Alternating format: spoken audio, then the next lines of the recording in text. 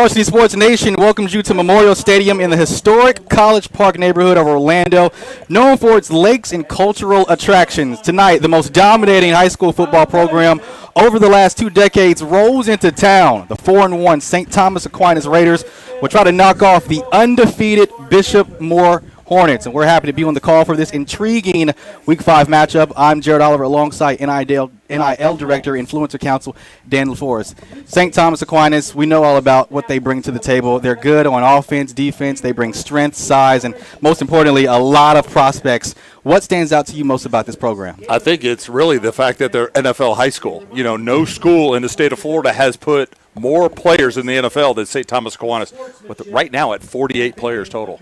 Now, Bishop Moore, 4-0, looking for their 5th straight win. They're a good program as well, but obviously they're the underdog here at home. What do they need to do tonight to have a chance against the Raiders? I think they've got to control the clock. They have to get their running game going. Amari Johnson has to have a big game at running back for the Hornets tonight. Awesome. We are getting here set for kickoff. Look, St. Aquinas Thomas is looking for their 5th straight win as well. They're looking to move to 5-1 on the season. We're getting set here for kickoff. This is Varsity Sports Nation. We're getting set as the Hornets and the Raiders will take the field under the lights here at Memorial Stadium. Micah Davis, Billy Hubbard, Tom Wasman, Tim Murphy, Neil Batom, Michael Slack, Tyler Tidwell, Jacob Pye.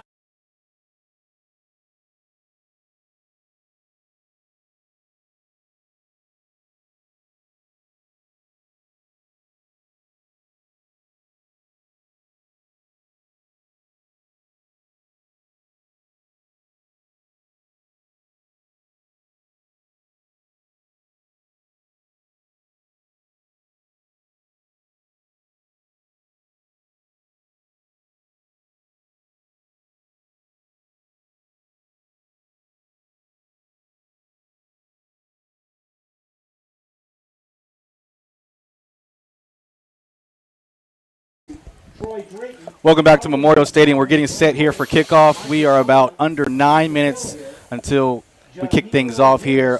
We are Jared Oliver alongside with Dan LaForest as well. Big-time matchup here. Blue chip program, St. Thomas Aquinas, 4-1. And this is a huge opportunity for Bishop Moore with this program coming in here. What does this do for a program like Bishop Moore to have such a blue chip program come in here and compete on a high-stakes game? Well, I think you have to take a look at it from a standpoint of what is good for the program, and one is exposure. To play a caliber opponent like St. Thomas Aquinas, for the kids themselves, it's the film. How do they size up against some of these elite program or elite players at St. Thomas Aquinas? And you've got a number of players right here on the Bishop Moore Hornets roster that are getting a lot of attention. But let's talk about the 2 quarterbacks tonight. You've got Andrew Endorf, the quarterback for St. Thomas Aquinas. He has had an outstanding season. He's in his senior year.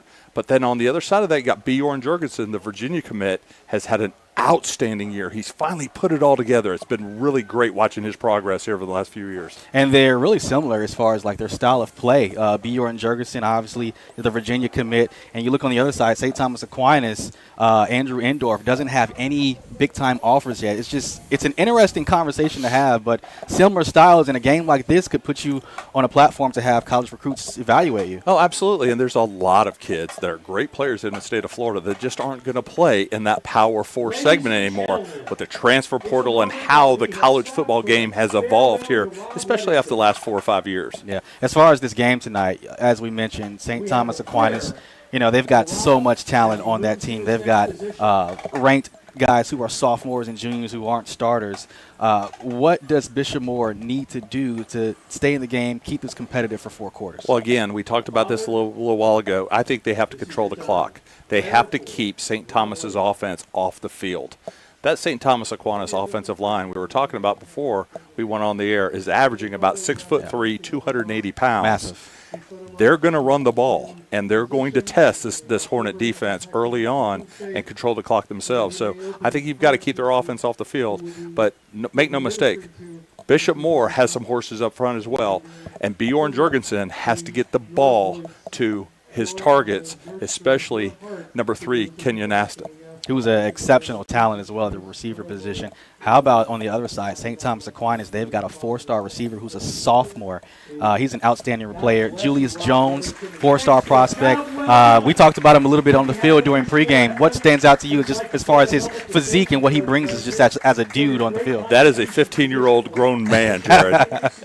Looking at him on the field, he looks like he's a college player right now, and he comes from that stock. His dad was actually a player at St. Thomas Aquinas, went on to Notre Dame, and had a successful year with the Dallas Cowboys for a number of years. Yeah. We are still getting set here for kickoff. Captains are getting set to take the field. We got about under 6 minutes to go here. You are watching Varsity Sports Nation. Jared Oliver and Dan LaForest on the call tonight. From the class of 1975 all the way to now, there's a lot of history here, and you didn't miss a beat there. On behalf of the football team, we appreciate you.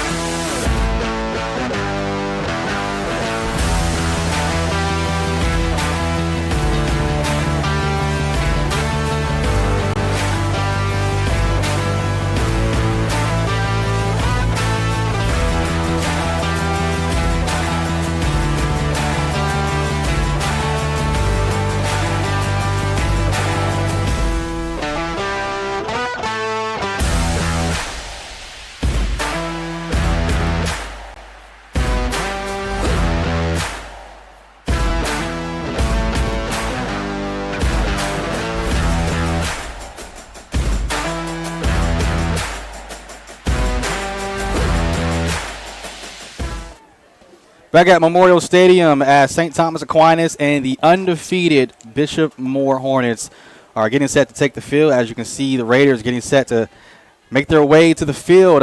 Big-time matchup here, and we have great weather here. We thought, maybe potentially this one gets postponed for Hurricane Helene, but fortunate, beautiful skies, great weather. Of course, thinking about all the people who have been affected by Hurricane Helene as well. But Dan, once again, big-time matchup.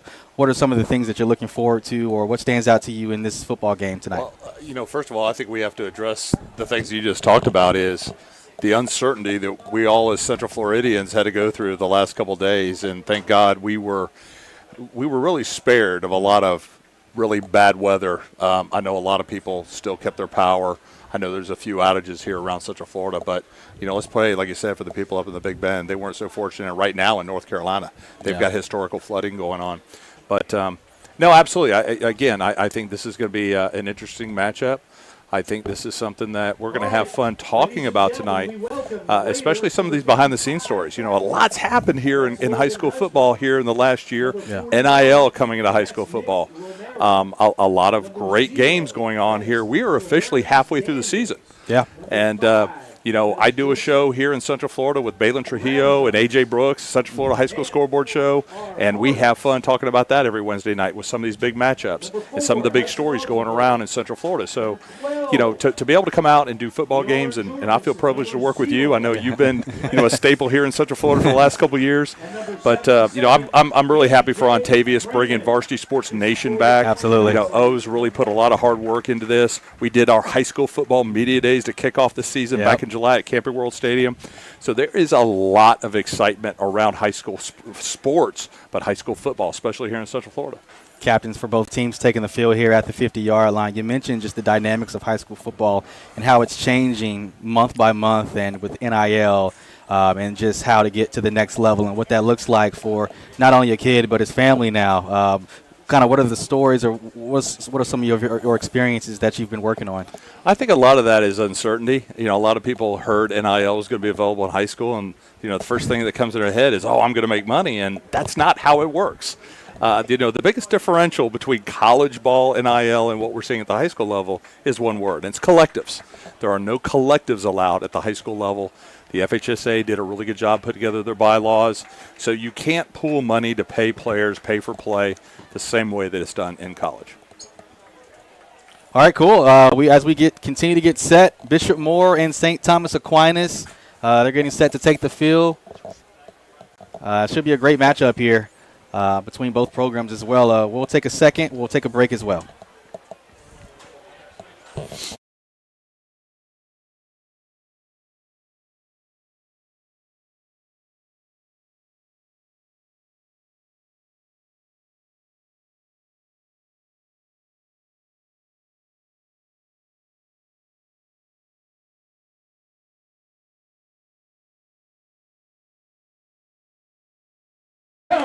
Your Hornets!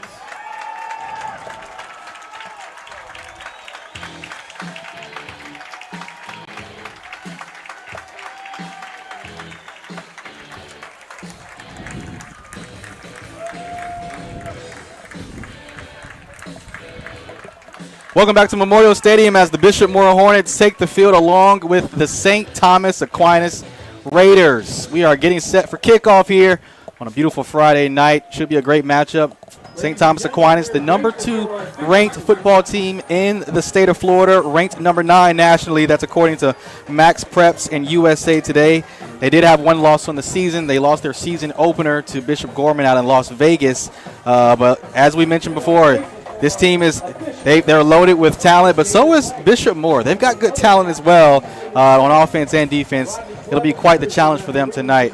As we get set. And let's talk about that. They played that first week. They have a great classic down in Broward County, the Broward versus US. Bishop Gorman comes in. They're currently ranked number 5 in the nation, but they didn't lose by much. It was 29-21. Yeah, I think I saw something. They have won 13 of their last 14 state championships at Bishop Gorman. That is impressive. I mean, well, you can say the same thing about St. Thomas Aquinas. Yeah, exactly. They've won 7 out of the last 8. Yeah, right. So, a lot of tradition at St. Thomas Aquinas. We're going to talk about that tradition a little bit. But obviously, we talked about the NFL talent. Recently, you have to go back to the playmaker. Michael Irving was one of the biggest names to come out. But, I was looking through the history of this, and for anybody who has been around this game for a longer period of time, it started with Brian Piccolo. No. Who played for the Bears back in the 60s. I don't even know who that is. Graduate. Brian Song. Him and Gail Sayers, he passed away from cancer. It was a big story. A big movie was made about that.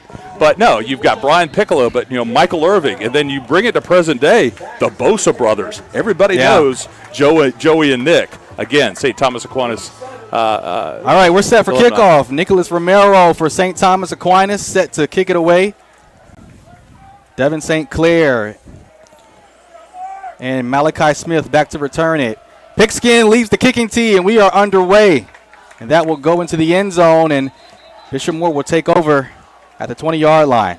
And then the offense for Bishop Moore, B. Young Jurgensen. We talked about him a lot, the 3-star Virginia commit, approaching over 1,000 yards in 4 games. And he's just a game manager and a great quarterback, Dan. Yeah, no doubt about it. But let's talk about a little bit about his offensive lineman. He's got a couple big guys up front again. Number 77, Alex Freeman, is the captain of that offensive line, 6'5", 300 pounds. He is a big force. And then you also have to talk about we talked about Kenyon Alston. Yeah. He has had an outstanding season this year, being Bjorn's number 1 target. All right, first down and 10 for Bishop Moore from their own 20-yard line. They come out in the 3-receiver set. Check that 4-receiver set. Amari Johnson on Jurgensen's left hip. Looks like they're in a 4-3 cover 2 here. Jurgensen play fake. Quick throw underneath. And that's going to be a gain of about 4 on the play. That'll be Jackson Anderson, the junior, second on the team in receiving yards. Yeah, it looks like he's wrapped up by number 1, Max Mustel, the senior safety for St. Thomas Aquinas. Again, you're going to see a lot of ball control. You're going to see quick passes, screens, running the ball through the gaps. There's a lot of talent here on that defensive line for St. Thomas, so they want to be able to keep these guys guessing. Second down and 5 for Bishop Moore from their own 25. Jurgensen, play fake, throws underneath. That's his leading receiver, Kenyon Alston. First catch of the night, the 3-star. Has about 18 total offers from Florida State, Penn State, and Duke, just to name a few. Yeah, number 0, Tavares Daniels, the big senior, 6'2", 210-pound linebacker. Wrapped him up pretty quick. Yeah, he's a special talent as well. 3-star Maryland commit for number 0. All right, third down and 5 for Bishop Moore, all ready to start this game. Let's see what they do here to try to keep this drive alive.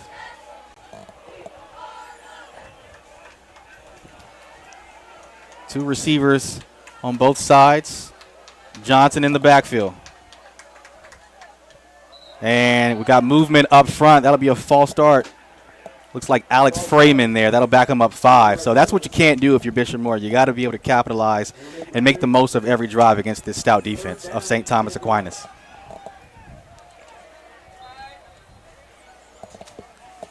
So now they're looking at 3rd and 10 here for Bishop Moore. 3 receivers to the bottom of your screen.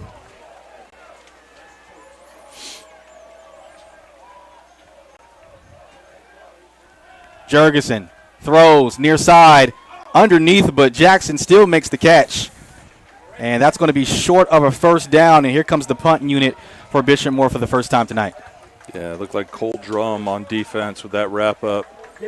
But again, we saw exactly what we were talking about before the game. It's quick passes, it's ball control. But you got to capitalize. You got to execute that first down. So the punt unit comes on for Bishop Moore. Number 14, Smith Wesson. Smith Wesson kicks it away, and it is a short kick. Goes out of bounds. Looks like near the 40-yard line, and that's where St. Thomas Aquinas will take over. Great field position after a not-so-good punt. So they'll come out for their first possession as well as they get set for their opening drive. All right, so we talked about St. Thomas Aquinas a whole lot. We know what their offense can do. They've got so much depth, especially at the running back position.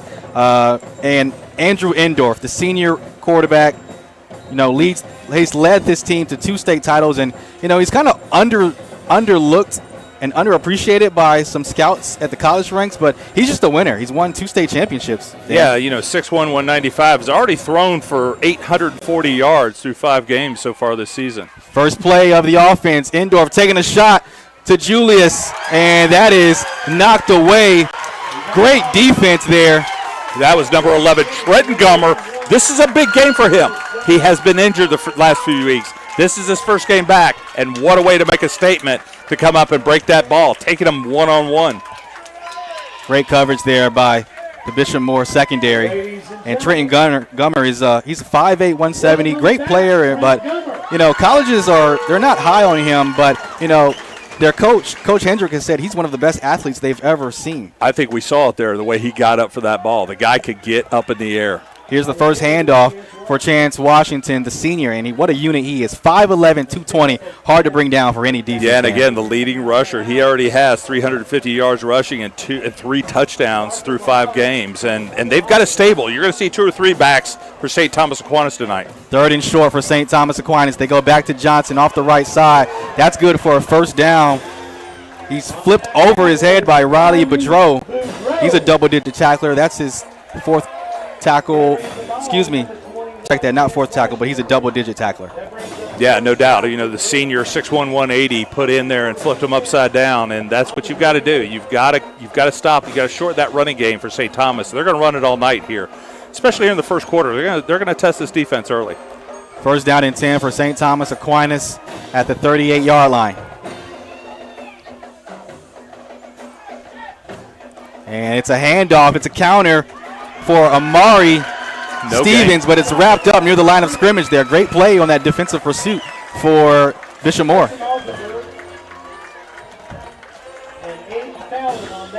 A guy we want to keep an eye on is right there in the middle, number 0, Lance Johnson, the middle linebacker, the 6', 235-pound senior.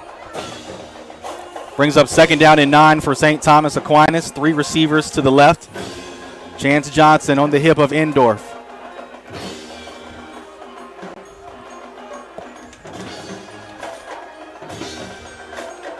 And they give it to Johnson up the middle. And he's going to fall forward. Looks like for a gain of about 5 or 4 on the play. That'll bring up 3rd down and manageable for the Raiders. And that is a very good job by that defensive front for Bishop Moore. Number 56, Marco Moherger. Big key tonight is that line of scrimmage. Who's going to win in the trenches tonight? I think that'll be a huge factor for tonight. Back to Johnson again, falls forward, breaks a couple tackles, still on his feet, inside the 20-yard line. Johnson goes before he's wrapped up by Devin St. Clair. First down, Raiders. Yeah, we talked about Moharger. His dad's Terry Moharger, the athletic director over at UCF. So, he was playing a little bit of tight end during the summer, but it looks like they've got him in a really tough spot. They've got him in a really good spot here at defensive tackle. He looks really good here early in the game. St. Thomas Aquinas averaging 165 yards per game. We've seen a lot of the run game on this opening drive for the offense. 3 receivers to the left. First down and 10. Endorf, play fake. Throws over the middle, and that's going to be a touchdown. Julius Jones, 5th touchdown of the season for the 4-star. Yeah, and I tell you, we talked about him, sophomore, but he is a big, good-looking kid, and he's got a heck of a future. 2 more years, 2 more seniors, 2 more years here in high school for St. Thomas Aquinas. And we talked about him in the pregame. He's an absolute unit, bright future ahead, 4-star as a sophomore, averaging 87 yards per game, and a great drive there as they set up and go for 2, or at least they line up to go for 2. And they do. And it'll be a 2-point conversion. That is good. It's number 15, Richard Scott, that defensive end, 6'4", 235 pounds, taking that pass and bumbling in for the 2-point score. So St. Thomas Aquinas set up with great field position. They go down the field on their opening offensive possession. It is 8-0 with 7:04 left to go here in the first quarter.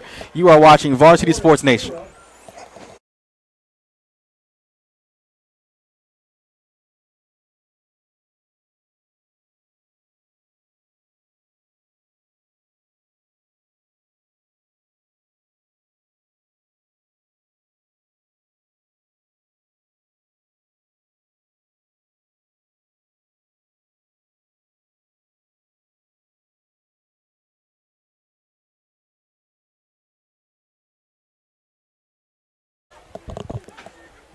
Welcome back to Memorial Stadium. St. Thomas Aquinas up 8-0 after going down the field on their opening drive to make it 8-0. Dan, what stood out to you about that drive for St. Thomas Aquinas to go down the field to get the touchdown and the 2-point conversion? I think, it comes back to what we were talking about, the key points of the game. I thought St. Thomas had to come out and establish that running game early, and that's exactly what they did. They stuck to it. Even a couple times on third down, they stuck with their running game. Nicholas Romero boots it away. Devin St. Clair fields it from the 2-yard line and runs to his left. And he's going to be taken down inside the 15. Looks like he gets to the 12-yard line, and that is where the offense for Bishop Moore will come out on the field once again. What does Bishop Moore need to do offensively now to go down the field? I think right now they just need to execute. They came out in that first series, and they did exactly what they should do. Mix it a little bit of run, quick passes, get their guys in space. St. Thomas Aquinas are very good tacklers, and they found that out early. Now they come back and learned something for what they did that first. They got to get first downs. They've got to keep this drive going. Bishop Moore 4-0, trying to stay undefeated here against a blue chip program of St. Thomas Aquinas. And I think a big piece of the success tonight is going to be establishing the run game against this Aquinas defense. Here we go, first down and 10 from their own 12-yard line. 3 receivers to the bottom of your screen. This time, Bjorn Jurgensen takes it himself, and he's a sneaky runner as well. I tell you what, Bjorn is an athlete. We've seen him do that all season long. He's rushed, actually.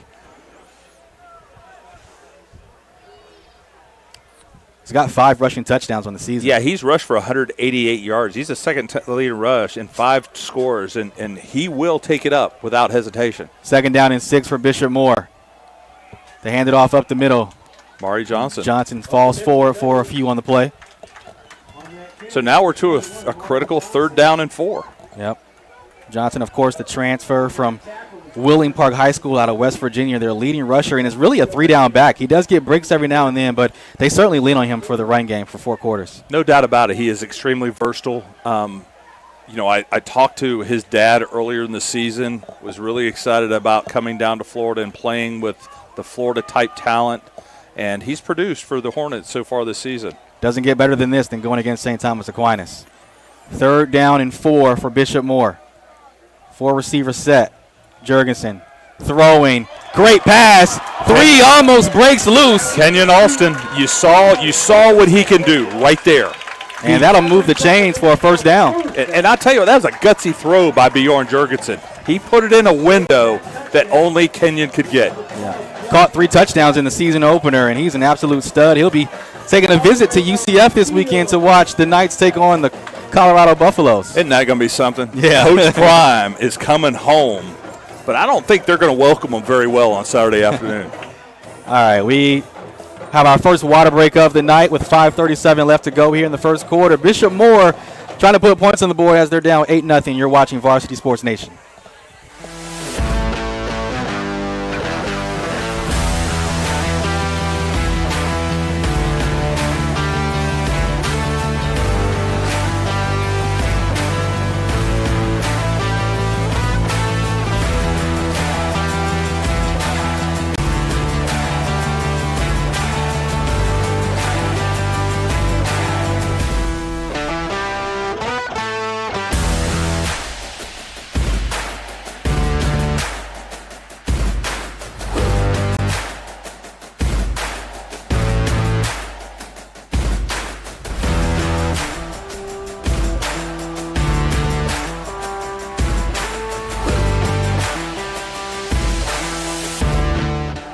5:37 left to go here in the first quarter. St. Thomas Aquinas up 8-0, but Bishop Moore trying to put points on the board. First down and 10 at their own 33-yard line.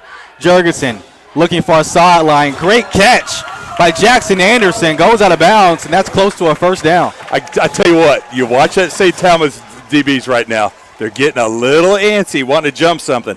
Watch them pay for that when the offense coordinator sees that, because they're going to turn one of those into a stop and go here really quick. Bjorn Jurgensen is he's a quarterback. He can certainly light it up in the passing game. So it's second down and short for Bishop Moore. And they hand it off to Johnson. Bounces off the right side, and he's going to roll his way forward for a first down there. Tackle made by Travaris Daniels. for first down. And that's exactly what we talked. They've got to execute. They've got to convert these first downs. The Hornets are doing a really good job right now on this drive. First down and 10 for Bishop Moore at their own 46. Jurgensen hands it off back to Johnson up the middle. And he's going to fall forward for it looks like a gain of 5 on the play. So here's Bishop Moore being methodical, controlling the ball. That's exactly what they want to do tonight. On that tackle is Brandon Joseph, number 99.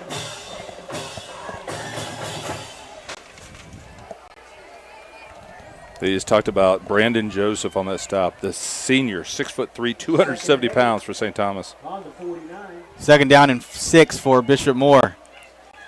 And they give it to Jackson Anderson. Breaks the tackle. Oh, excuse me. Check that. He keeps it. Jurgensen faked me out there. Up to the 52.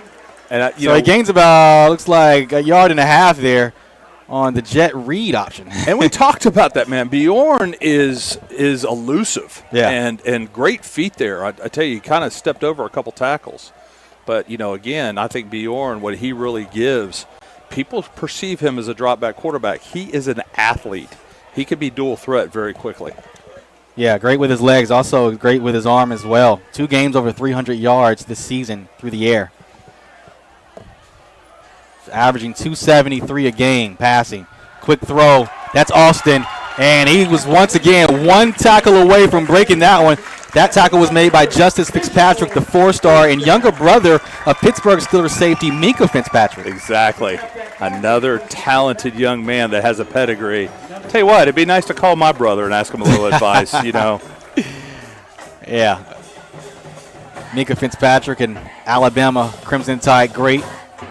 And his little brother is following in his path so far. First down and 10 for Bishop Moore from the 42-yard line.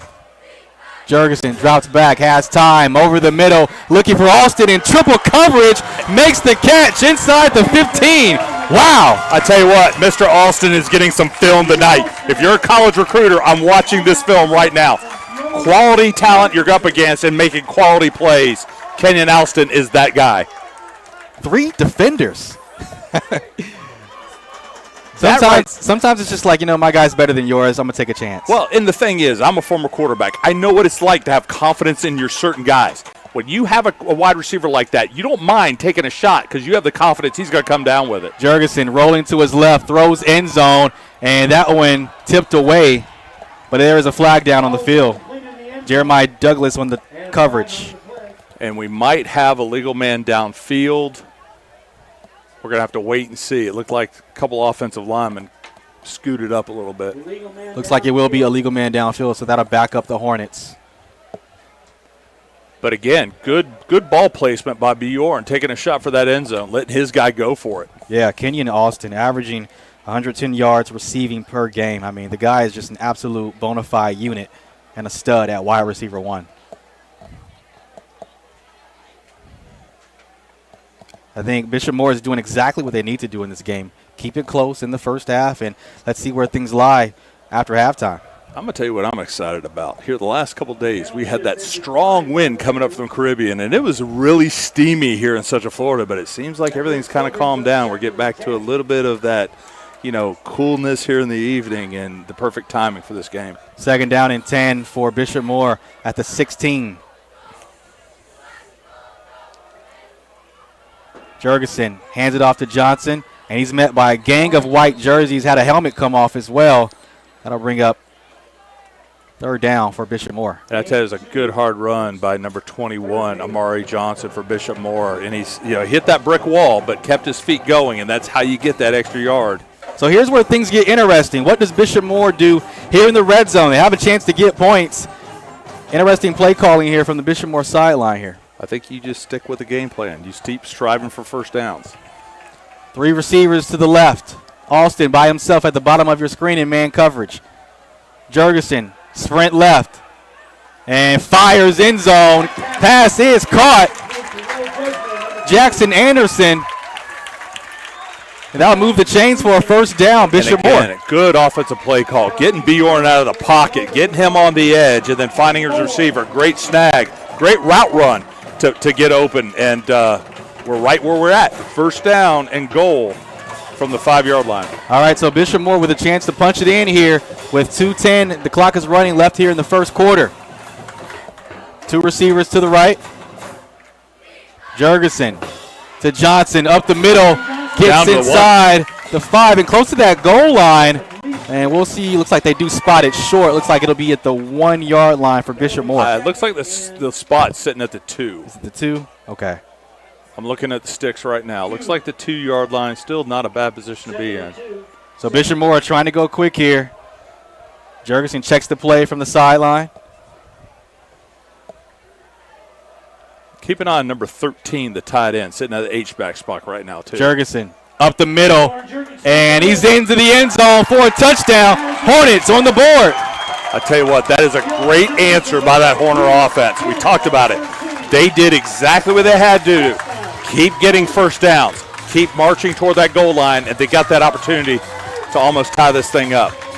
Great drive led by Bjorn Jurgensen, the quarterback, and I mean that's exactly what you want to do to respond following a St. Thomas Aquinas drive with a short field. All right. And play is blown dead here on the point after. Yeah, we talked about number 13 there sitting at the H-back, Peter Cannon. He's a 6'4", 230-pound tight end. And I have a feeling he's going to play a role at some point here in the first half, if not the game. All right, so looks like Bishop Moore will bring out the offense again following the penalty to set up and go for 2 here. Might as well. Your yard and a half. Looks like 2. So they'll spot the ball. Looks like at the 1.5, 2-yard line. Ladies and gentlemen, Oh, no, turn that off. All right, so Jurgensen in the shotgun. Receiver comes in motion. Up the middle to Johnson, and he's in. So we're leveled at 8 apiece. How about that drive from Bishop Moore to tie the ball game with 1:23 left, 1:27 left in the first quarter. We're leveled here at Memorial Stadium. You're watching Varsity Sports Nation.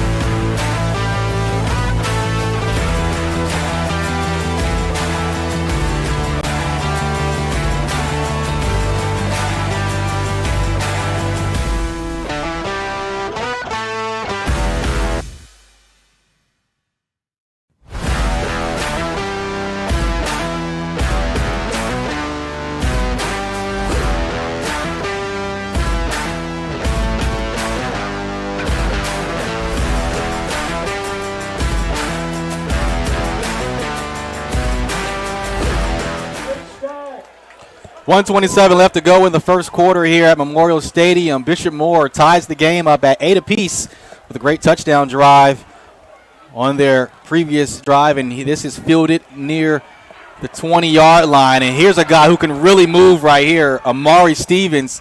Is going to get wrapped up inside the 35-yard line, and that is where the offense of St. Thomas Aquinas will come back on the field. What did you like from that Bishop Moore drive on offense, Dan? Again, they're sticking to the script. Ball control. I loved what you saw out of Bjorn and his receiving core, especially for number 3, Kenyon Alston. A lot of confidence there between the quarterback and the receiver, throwing it into spaces that were a little tight there, and that could have gone either way. But I tell you what, I know what that's like to have that wide receiver that you can count on. Talked to Bishop Moore head coach Matt Hedrick down on the field before the game, and he said, like, we just got to play our game. Don't overthink it. We still got to line up and play football at the end of the day. First down and 10 for Aquinas at their own 34-yard line. Andrew Endorf looking over the middle. He's got number 81, his big-time target, Julius Jones, and he'll fall forward for a first down, a gain of about 12 on the play. And I tell you what, you watch him, and we talked about his size, we talked about his speed, but you can see he's a sophomore. I tell you, to see him develop here over the next couple of years is going to be really interesting. Aquinas lines up quickly. 2 receivers to the left. 2 running backs in the backfield with Andrew Endorf. And they hand it off to Stevens. Has the lane. Gets to the third level. Gets inside the 40. So a great run by Stevens. First down, St. Thomas Aquinas. Looks like it's going to come back. You got a little laundry there about the 49-yard line. Probably got a holding call against St. Thomas there.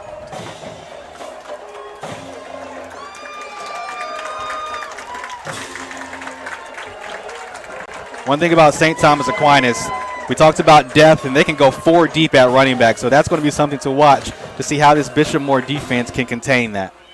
Yeah, no doubt about it. I mean, anytime you can effectively run the ball, you wear down the defense. Anytime you can keep your defense off the field is always a good thing, and let them have rest coming back. So I don't expect this game plan to change a whole lot here in the first half. Following the holding call, to be first down and 20 for St. Thomas. And Endorf hands it off to Washington up the middle. And that'll be a short gain. They'll gain some of that yardage back to bring up second down and about 12. Big Lance Johnson, number 0. And looks like that could be the final play of the first quarter as time winds down. So after one, actually, St. Thomas is going to try to, no, they're just going to see if they can get an offsides, but nothing doing there. So after one quarter, St. Thomas, Aquinas, and Bishop Moore tied at 8 apiece after one. Start of the second quarter coming up next.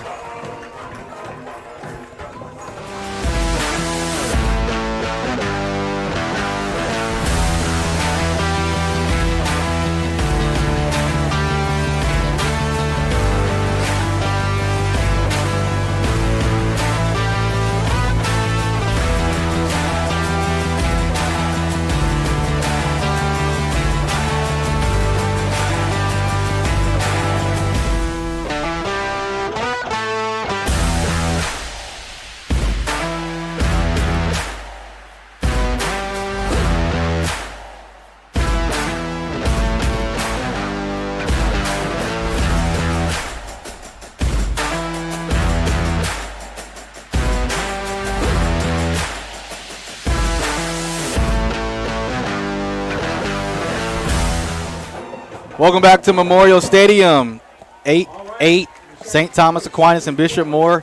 Second down and long for the Raiders here at their own 45. And they hand it off up the middle. Johnson going to fall forward for, looks like about 8 on the play. That'll make it 30 manageable for the Raiders. Yeah, again, they're sticking to that running game. We're going to expect that out of the Raiders all game long. They're going to control the clock. They're going to control that line of scrimmage. Chance Washington, the Heritage transfer, had 102, rushed for 102 last week and 200 yards the week before that. So this guy knows how to wear down a defensive front for sure. Yeah, we talked about number 54 offensive lineman for St. Thomas Aquinas. Dylan Steen, the 6'4", 270-pounder, he has a brother in the NFL as well.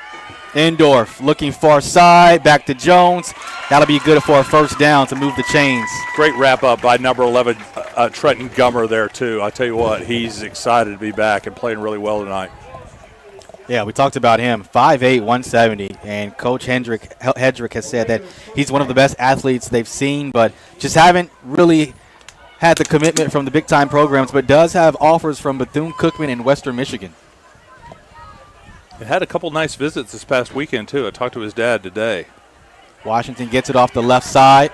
It's going to be met by a gang of black jerseys, and that'll be a gain of about 2 on the play for the Raiders.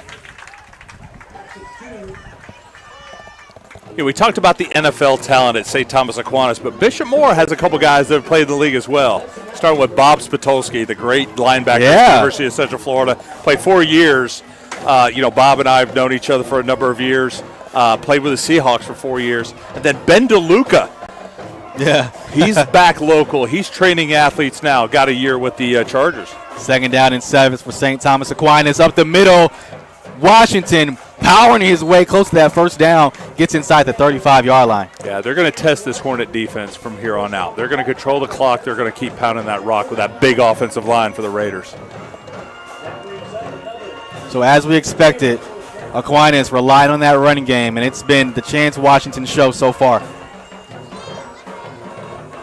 First down and 10 for St. Thomas Aquinas at the 31. Endorf looking to throw, fires far sideline, and that is caught by Jones. And that is in bounds, so that'll move the sticks inside the 20. What a player he is, man. Just a huge impact for this Raiders offense. Again, it's what he's going to be. A 4-star already as a sophomore. Yeah, it's interesting to watch some of this young talent come into high school and watch them develop.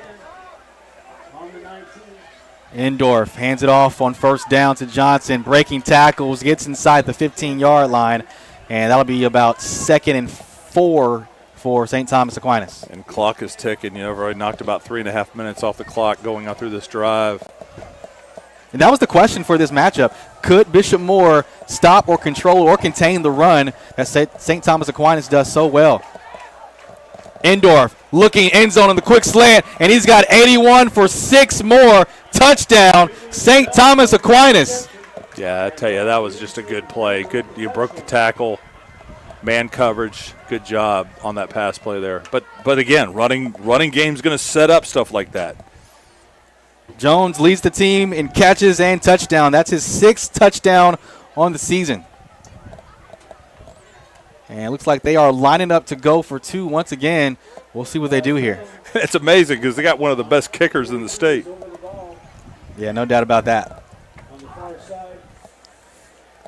Nicholas Romero. So it looks like they'll line up and they will go for the point after. Nicholas Romero is actually a really good. We talked about him being one of the best kickers in the state. 5'9", 160. So ball is up and it is good. Nicholas Romero, impressive kicker, and he makes that one through. So that'll make it 15-8. Yeah, I was talking to Larry Bluestein on the way over here, and he was telling me about Nicholas. He goes, Dan, that kid is automatic from 50 in. Yeah, he's a weapon to have. And, I mean, that's what you need, especially in big game moments. You need a reliable kicker to win you the game because nowadays, when you look for kickers, whether it's high school, college, or the NFL, you look at them and say, hey, can you win me a football game?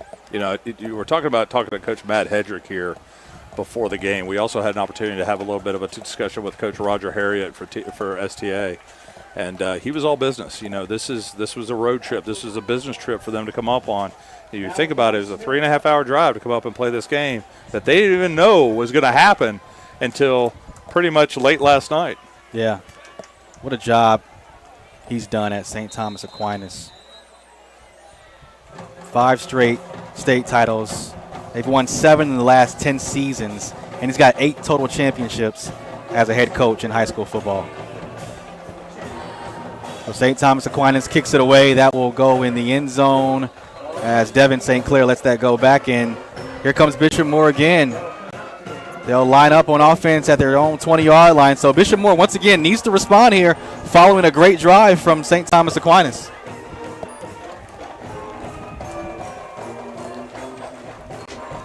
We got a little bit of dead air here, so.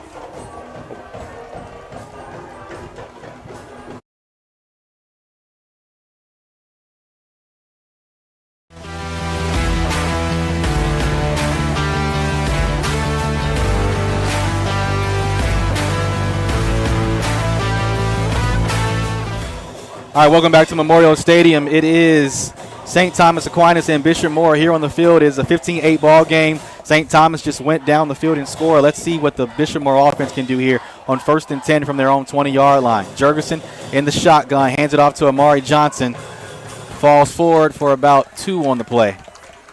Take a quick break here. We got some scores from around Central Florida. Mainland 0-5 is actually up on Matanzas right now, 10-0 in the second quarter. Lyman is down to Edgewater. Edgewater up 14-0. And then another big game. Flagler Palm Coast 4-0 going into University.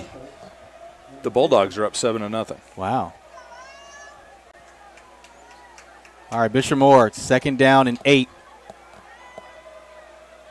From their own 21. St. Aquinas shows blitz. That pass is caught by Austin. Loses the football. Stays in bounds. It's picked up. And Aquinas gets inside the 10-yard line. And that is going to be Raiders football. Huge play there from the St. Thomas Aquinas defense. And here we go. St. Thomas now has won the turnover battle 1-0 right now. We know what turnovers and penalties can do to a program. Richard Scott with the scoop and gets the ball inside the 5-yard line for St. Thomas Aquinas.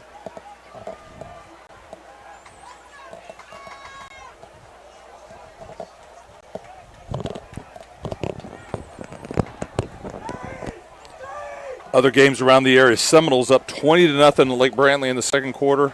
We have no score out of Lake Mary at Haggerty. That's another big game we highlighted on the show this week. No score out of Evans at Lake Howell. Apopka West Orange, another one. We don't have a score yet.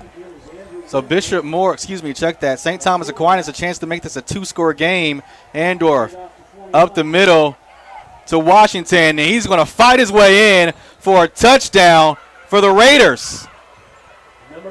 So they capitalize off the turnover, and St. Thomas Aquinas extends their lead here. Missed opportunity there for Bishop Moore to respond. Costly turnover by the Hornets. Again, big matchup. Apopka West Orange 0-0 in the second. Oviedo up on Wakava 18-0. No score out of Freeman Winter Park yet. Nicholas Romero for the point after. Kick is up, and it is good. So that makes it 22-8. Raiders extend their lead by 2 scores. And missed opportunity there for the offense of Bishop Moore. They have the turnover with the fumble. And now Raiders in full control here with 7:44 left to go here in the second quarter. You're watching Varsity Sports Nation.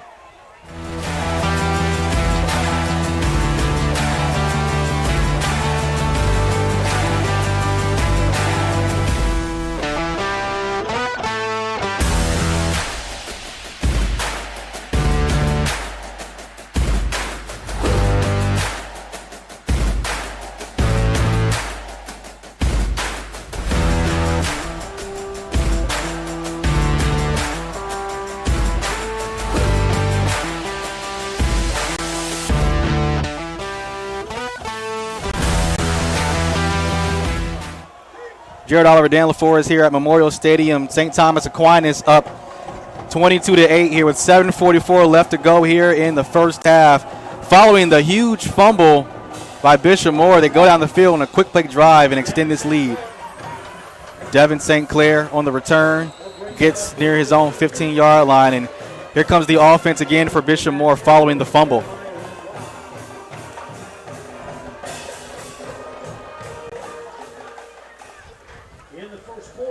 So now Bishop Moore with a bit of a uphill battle here now, down 2 scores. And Dan, what does Bishop Moore need to do here on offense to get back in this game after that costly mistake? I think they have to do the same thing. There's no need to panic. You're down by 2 scores. It's the first half. Get back to your game plan. Ball control, quick throws, and control the clock. Keep your defense off the field. You do not want to put your defense back out against that St. Thomas Aquinas too quick right now. And that St. Thomas Aquinas defense, they're really good, man. They've had 15 sacks on the season already. Let's see what the offense for the Hornets can do here. Quick throw near sideline for Jackson Anderson, and that's a nice gain on the play. Yeah, it's tough when you. Oh my goodness, the ball came out again. So to be St. Thomas Aquinas football again with the fumble. Fumble on the play. Second costly mistake here in this second quarter. And I tell you, fighting for an extra yard, sometimes that can happen. But this does. This is not the ideal situation that Bishop Moore wanted for their defense after coming off the field on that last one. So that's Jackson Anderson's second fumble this season. And the officials will pause play. Oh, let's check that. It's a timeout, Bishop Moore. A much-needed one. So Bishop Moore has to kind of settle down here on offense. Yeah, again, I think that, they're running all the same things. You just got to keep your composure and you've got to execute. Again, we talked about this. Run the ball, quick screens, take a couple shots down the field. We haven't really seen them load up yet other than that one slant to Kenyon Alston. We haven't seen them load up and take a shot down the field, and I think that's something they're gearing up for. Because, but I can tell you, when you get an offensive game plan, the worst thing they can do to even an offensive coordinator is get in a position you need to expect to. Right now they're down by 2 scores. You just got to stay consistent. That Bishop Moore defense has to be gassed a little bit now at this point with these 2 fumbles. And now they're being asked to go back out there and get another stop with a short field to work with for St. Thomas Aquinas. Yeah, and I tell you what, keep an eye also on Bishop Moore, number 5, Tegan McNeely, the defensive end, 6'4", 215. Got 3 sacks on the season. Endorf, nice throw near sideline to his big tight end, Cameron Roberts, the 3-star Tulane commit. And Roberts is sort of like Endorf's insurance policy. When things break down, he needs to play or needs to convert on the 3rd down. And that's what tight ends typically are. Big time, 6'6". I mean, that's a huge target right there. So 2nd down and short for St. Thomas Aquinas. Endorf looking quick slant, and he's got a man. Number 18, near the 10-yard line. Elijah Donalo, 6'2", 180-pound senior. The Army commit. Army commit. 4th catch of the season for him. 3 receivers to the top of your screen for St. Thomas Aquinas. Endorf in the shotgun, looking to throw. Has time, fires, back shoulder, looking for DeOlio, but nothing there.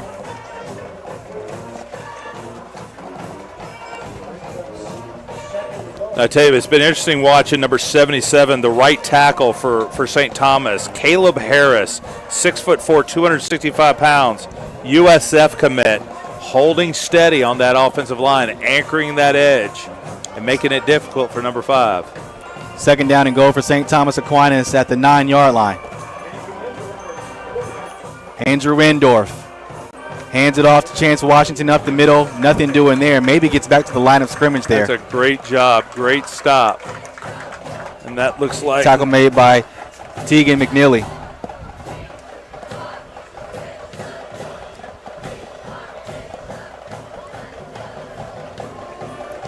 So following that stuff brings up 3rd and goal for St. Thomas Aquinas.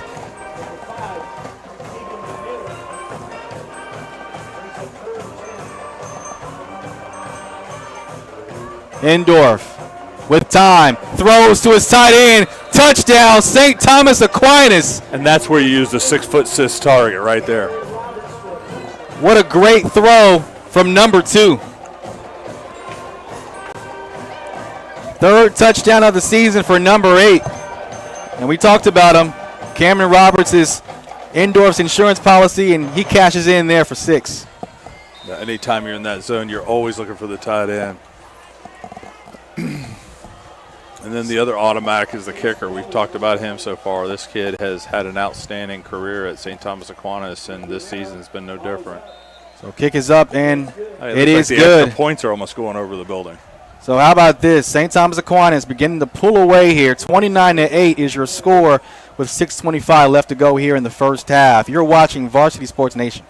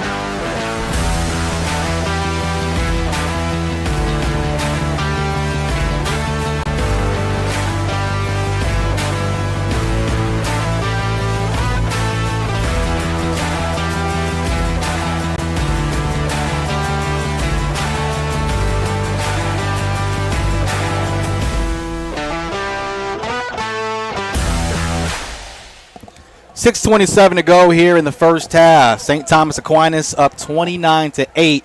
And the story of this first half has been turnovers, Dan. Bishop Moore unable to control and keep the ball, and they've both been costly. St. Thomas Aquinas has put up points following both of those turnovers. Yeah, no question about it. And, football's football. It comes down to ball control, penalties, and turnovers. And right now, St. Thomas has done a little bit better job than Bishop Moore coming into this first half. But, again, we talk about what the Hornets need to do. Again, it's got to be consistency. Just get back to work. Run the ball. Throw the ball. Don't turn the ball over. That's going to kill any offense. So this will be the third time we see this Bishop Moore offense in this second quarter, and 2 of their possessions have resulted into fumbles, which resulted into touchdowns for St. Thomas Aquinas. Let's see what they do here with 6:25 left to go. I mean, you got plenty of time to get a touchdown here and trim this lead, so there should be no panic. No, not at all.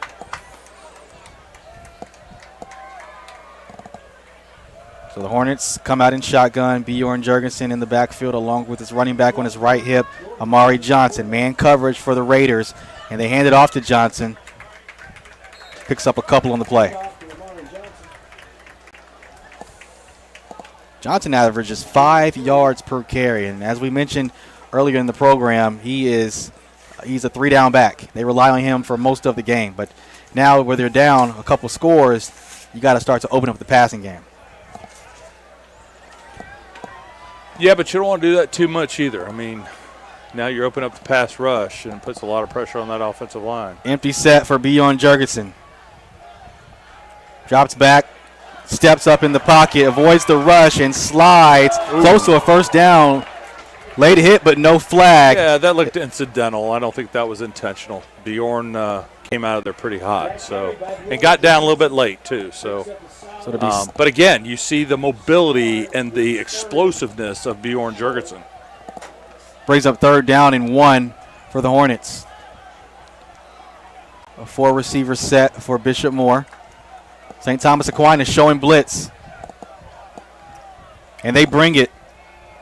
Jet sweep to Anderson. Gets around the end, and that'll be good for a first down. A little extracurricular little shove there on the sideline. But again, this is exactly what you want. They're moving the chains. They're staying consistent. Running game, short passing game. This is what the Hornets got to do. They just got to move the football. Methodical football, yep. First down for Bishop Moore at their own 33. Jurgensen back to Anderson up the middle. Johnson. Let's keep an eye on this defense right now. We talked about Kenyon Alston. We talked about what he can do. On that last one, he looked like he was man-to-man with that corner with no safety help. Does Bishop Moore take a shot at something like that? Let's check to see what this penalty will be. Looks like it may be holding based on where it's at. Nope. No, this will be on St. Thomas Aquinas, a face mask, a 5-yard penalty. And so that brings up 1st and 1. You really see that.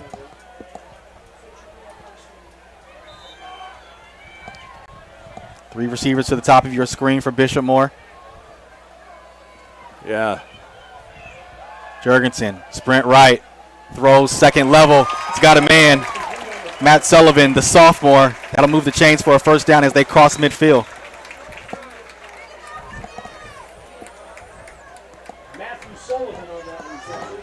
I like watching these young guys get on the field at varsity.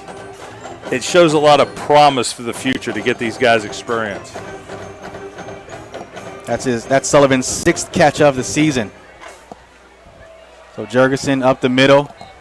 And that's Devin St. Clair. He'll come in on offense and give Amari Johnson a rest every now and then. The UMass commit playing both ways tonight, and you're going to have to with St. Thomas with so much depth. Yeah, and I want to see Bishop Moore take a shot. Right now they're in cover 2, which means you've got two deep safety help. The corners now have tight coverage on the outside. You want to stick it right in the middle of that, and Bjorn's got the arm to get that done. So this will be 2nd down and 9 for Bishop Moore at the 46. This is going to be cover 1 right here. They're coming. Raiders showing blitz. Anderson in motion. Jurgensen with time. Looking back shoulder. And that close to an interception there. You got to let that one go. I know the idea of back shoulder, but I'm not sure that was the exact spot you wanted to put it. Corner was playing a little off of him. And so you got 3-star Kenyon Alston going up against 4-star Justice Fitzpatrick. So that's a good matchup right there. Oh, I love it. I want to see more of that through the next 3 quarters. 3rd down and long for Bishop Moore. 3 bunched receivers on the left hash.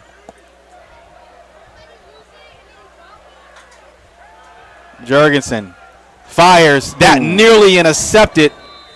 That's our linebacker. Intended right for there. Austin. We talked about number 0, Tavares Daniels, the outside linebacker, was in a good spot there. And I don't think Bjorn really saw him, but way to put the fire on that ball. It was going to be his receiver or nobody.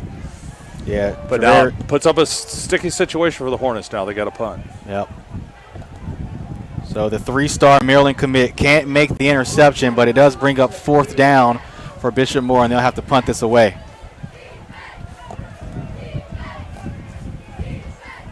Smith-Lassard back to punt it away. Nose down on the football. And that one will take a hop into the end zone. So St. Thomas Aquinas will take over from their own 20-yard line. So Bishop Moore unable to keep that drive alive there. Had a good opportunity with 3:24 left to go here in the first half. St. Thomas Aquinas will have the ball. You're watching Varsity Sports Nation. The Raiders will have that ball first and 10 on the 20. They needed that.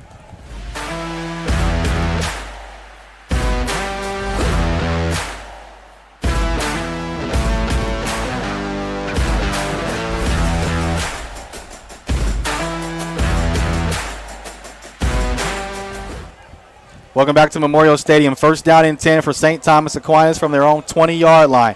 Endorf throws underneath. And that is going to be caught, and that'll be a gain of about 5 on the play.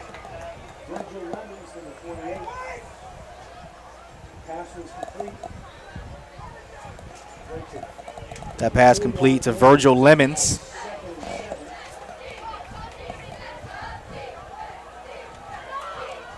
Second down and 6 for St. Thomas Aquinas.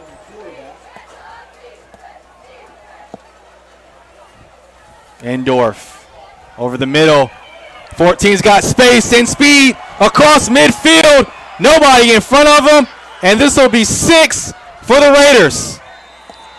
And speed is right. He was shot out of a cannon and gone. 3rd touchdown of the season for 14. And what a talent he is just as a sophomore. Offers from Auburn, Kentucky, and Florida State. It's pretty impressive.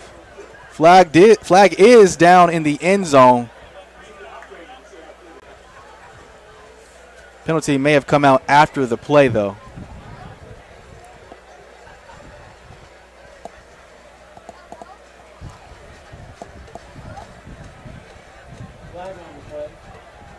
Sideline warning on St. Thomas Aquinas. So the touchdown will stand. Another area score. Dr. Phillips is up on Olympia 14-0. Dr. Phillips with now 4-0. Had a big win last week, upsetting Lake Mary. What a season for them. Great job for Coach Rodney Wells and the Panthers. So another great drive by the Raiders here, 34-8. Finally got a score out of the Apopka-West Orange game. West Orange leads Apopka 3-0 in the second quarter. That's on brand for that matchup. That is probably one of the best matchups in Central Florida this week. And I tell you, Apopka wins this game, and they've already clinched the district. But West Orange is, Coach Gino Thompson's done a wonderful job with the Warriors at 4-0 going into this one. So the point after is good for St. Thomas Aquinas, 35-8 here at Memorial Stadium. St. Thomas Aquinas made the 3-hour trip, and they're handling business so far in this first half with 2:36 left to go here in the first half. You're watching Varsity Sports Nation.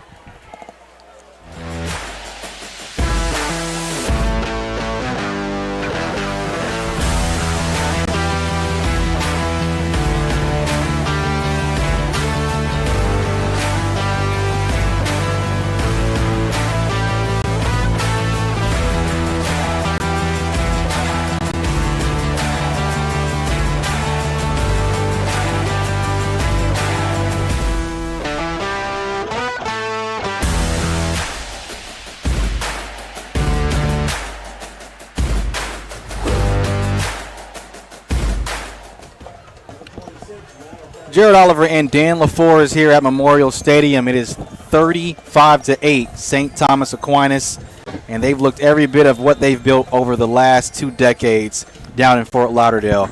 What has stood out to you about what they've done in this first half so far, Dan? Power and speed, and that's what we expected to see out of the Raiders coming up here. Is they're the number 2 team in the nation for a reason. They've won multiple state championships for a reason. They put a number of players in the NFL for a reason. They have a program that's unmatched, but you got to give Bishop Moore a lot of credit to even schedule this. It's a great opportunity for these young men to play this type of talent, and typically you don't get that opportunity. With the new classifications, a lot of these teams are playing different teams, or they're not playing maybe some of the teams they were had the capability under the Metro Suburban. So, I think there's a lot of opportunity there for Bishop Moore, and we talked about this before kickoff. What an opportunity to get film. If you're a Trenton Gummer, you're a Bjorn Jurgensen, you're a Kenyon Alston, and many others, because you're playing up against some of the best talent in the state. But that's great film from a recruiting standpoint. We've seen some great plays out of Bishop Moore here. I wouldn't write them off yet. Obviously, it's 35-8. It's a little lopsided, but still, the message has got to be consistency right now. Yeah, the 2 turnovers have been the story of the game for Bishop Moore, but here they are on offense, trying to put together another drive. That pass caught by Jackson Anderson. But like you mentioned, though, this is a huge game, and matchups like this is what college recruiters evaluate. Yeah. Who do you play, and who can I see you best up against, right? Yeah, absolutely. It's talent versus talent, and you don't want to look at the film when you played a team that's 0-5 coming into the season. You want to have great talent. That pass caught as the receiver goes out of bounds. That is caught by Willow Jusme, his first catch of the night. But one thing we haven't really seen Bishop Moore do is really break some running games. I want to see Amari Johnson get the ball a little bit here, a little bit more. Obviously, you want to see the passing game out of Bjorn Jurgensen and the receiving talent they have here with the Hornets. Empty set for Jurgensen, throws to his running back in the flat. A flag is on the play, still breaking tackles as he gets across the 40-yard line. We'll see if the play stands, though. And that was a great opportunity to go empty backfield, motion him out behind the 4 wide receivers and get him the ball. Get your big guy in space and make some moves, run over a couple defensive backs. And that's what we saw with Amari Johnson there. We talked about him before. Jared, you brought up a good point. He's athletic. He's an every down back. Get him the ball. Unfortunately, that play will not stand. It'll be a illegal formation, illegal procedure, I believe, on Bishop Moore. So that will erase that play and back him up 5. A lot of miscues tonight for Bishop Moore. You've had the 2 fumbles, and penalties have really set them back and behind the sticks, and that's something you don't want to do against St. Thomas Aquinas. Yeah, and, again, it's been a tough week for everybody. They had a little bit better weather down in Fort Lauderdale this week. Yeah. We didn't have practice yesterday. There was no school. They didn't practice. 3 days of practice to get ready for this. Jurgensen once again looking for the flat. Ball's incomplete. Intended receiver Matt Sullivan. That'll bring up 3rd down and long for the Hornets. Yeah, and again, I think it's time to see what the Hornets can do as far as stretching the field a little bit. I agree. Number 28, Matt Sullivan.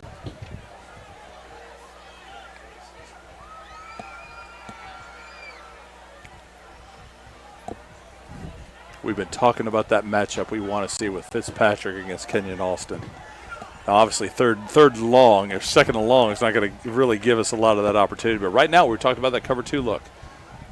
So 2nd down and long. They hand it off to Johnson, trying to get to the edge, and picks up about 6 on the play to make it 3rd and manageable. Maury Johnson on that. Goes over the right side. But this is where you get into trouble. Now you have to face a 3rd down and long against an Aquinas defense that's been really good tonight so far. Yeah, 3rd and 9, I think really the approach here is keep that short passing game. Get your guys the ball short and let them make that first down with the legs. Don't try to get all those yards through the air. And hopefully during this timeout, they're going to figure out what play they want to go with. But again, I liked early what they saw with Kenyon Alston on the slants. And that's something, again, you can do on that cover 2. They're going to press. You get inside. You're looking for linebacker help then. But, again, we talked about their tight end. They haven't really used yet. I'd like to see them, control that middle of the field a little bit more, keep those backers a little bit tighter, using a little bit of tight end. So we'll see what Coach Hedrick and the offensive staff come up with. This defense for St. Thomas Aquinas, their front 7 just alone has 5 players with multiple D1 offers, and a lot of those guys don't even start. Yeah. Yeah. Well, I tell you, I had the pleasure of going down to IMG to watch Coco and IMG a few weeks ago, and that was pretty amazing. Watch some of that talent go head-to-head. But again, same situation. IMG is loaded across the board. They controlled the ball against Coco. Didn't have all those pieces the same way IMG did. St. Thomas Aquinas' defense, 3 interceptions last week against MacArthur. So 3rd down and 8 for Bishop Moore.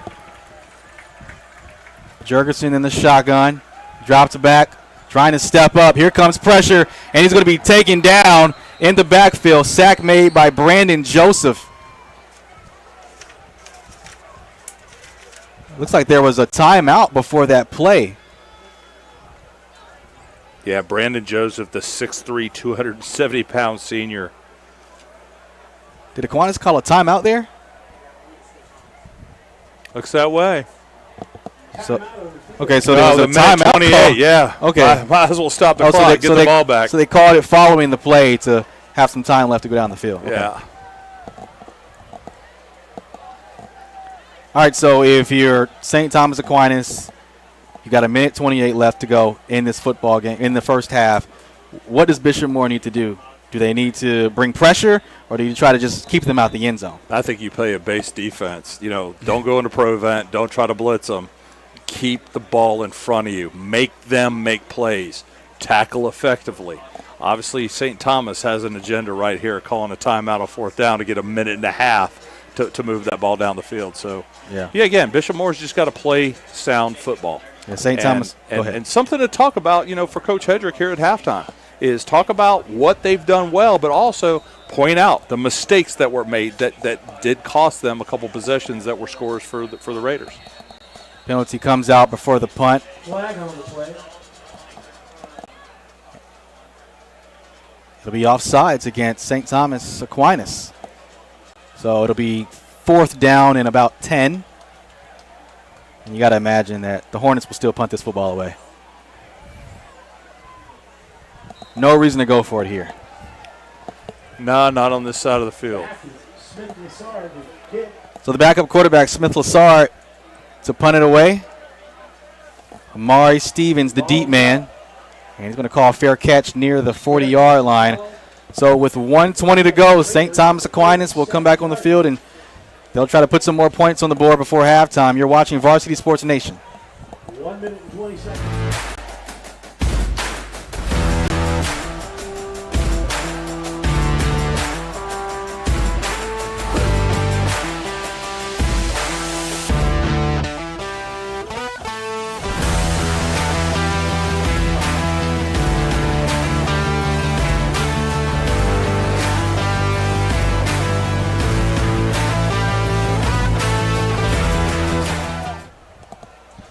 Back at Memorial Stadium, 1st down and 10 for St. Thomas Aquinas with 1:20 left to go in the first half. Throws the near sideline, and that is complete for a 1st down. Again, nice time throw. Brandon Hodge on the catch, the 3-star FAU commit. Andrew Endorf, nice arm on that ball, getting that ball into the flat. And it looks like St. Thomas Aquinas is going to try to get some points here with 1:15 left to go here in the first half. Let's talk about that. Endorf looking for the one-on-one matchup. That's Hodge again, and that'll be for a 1st down. So the first 5 games, St. Thomas has outscored their opponents 193-58. Oh, yeah. That's efficient. Raiders going quickly here. Endorf with time. Throws across the middle. Wide open is Jones inside the 20-yard line. What a move. And he'll get out of bounds smartly there to stop the clock. Oop, there it is. And a late flag on the play. That was a late hit. And that'll add to that run there with the late hit. Mental mistakes for Bishop Moore in this first half has been the story.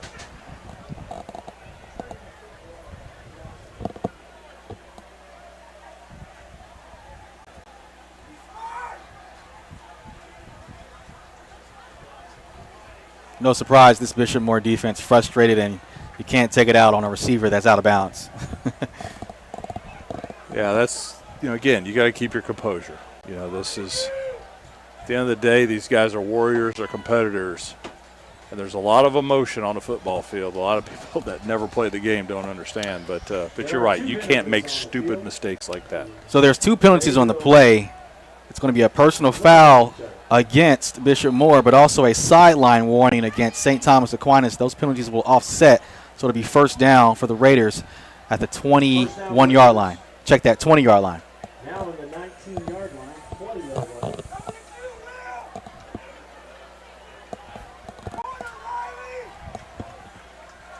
Four receiver set for the Raiders. Endorf with time. Looking end zone, back pile line, and that is dropped by Jones. Tight coverage by number 11, Trent Gummer on that too. But you're right, that was a drop ball. That was a touchdown. How about that play design from St. Thomas Aquinas? One-on-one matchup to take advantage of it. Inside out, yeah. Yeah, I think that might have been an angle too, or maybe the light's got in his eyes a little bit too. But again, young wide receiver, still 14, 15 years old. Yeah, what an athlete he is. Tell you what, we got to talk about young talent. Running back over at DeLand, ninth grader, is lighting it up. Taj Moore. Second down and 10 for St. Thomas Aquinas, firing, looking end zone, and a flag comes out. Intended receiver Elijah Diolio. Trenton Gummer reached in a little early on that. And again, he's on an island. You know, it's one-on-one. But that's what you want as a player. You want that opportunity to play up against good competition. And Trenton's got he's got his work cut out for him tonight. So that'll be a first down for St. Thomas Aquinas. That'll make it first and goal. So that'll make it first and goal from the 10-yard line. Penalties have just killed Bishop Moore all night. On the 5-yard line. 37 seconds to go here in the first half. First and goal for St. Thomas Aquinas on the 10-yard line. Endorf takes the snap, but the play is blown dead because of a penalty. False start on the Raiders. That'll back them up 5. False start Raiders.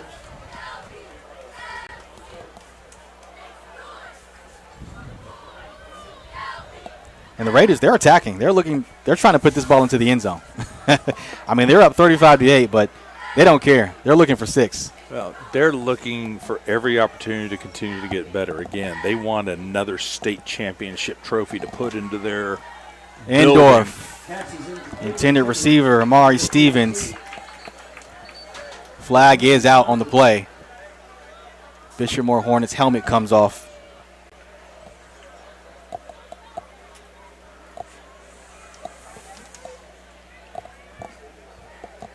Yeah, number 50. And that'll be against St. Thomas Jack Aquinas. Podestero, the senior, 6'2", 255-pound, in that interior defensive line for the Hornets.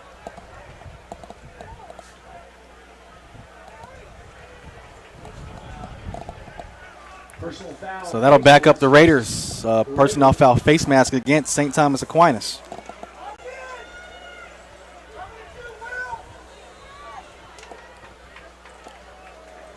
All right, so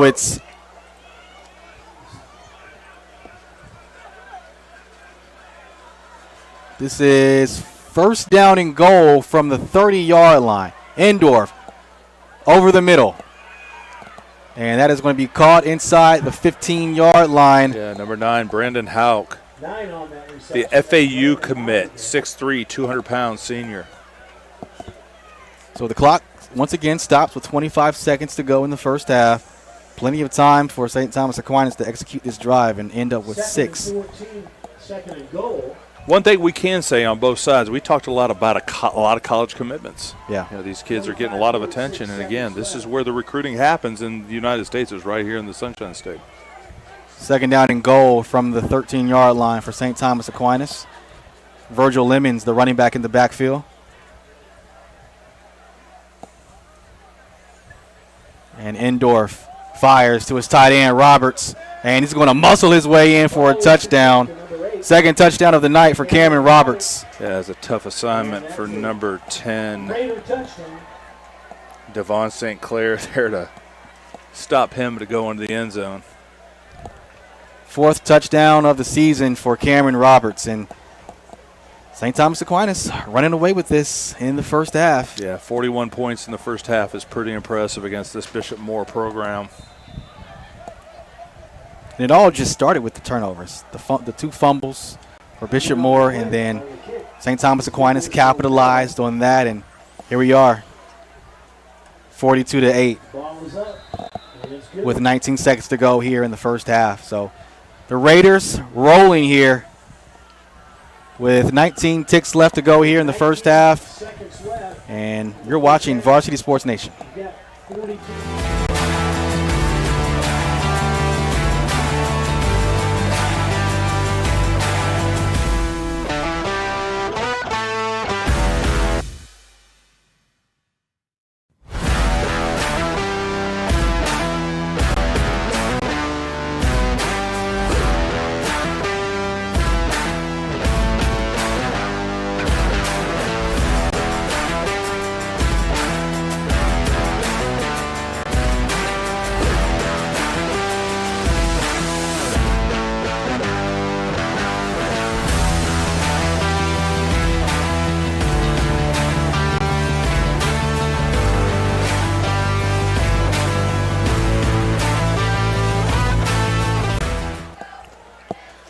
Your score, 42-8 at Memorial Stadium, St. Thomas Aquinas, and with a commanding lead with 19 seconds left to go here in the first half. And the Raiders running away with this one against Bishop Moore on the road.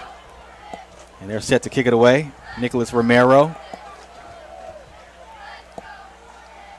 Devin St. Clair and Malachi Smith back to return.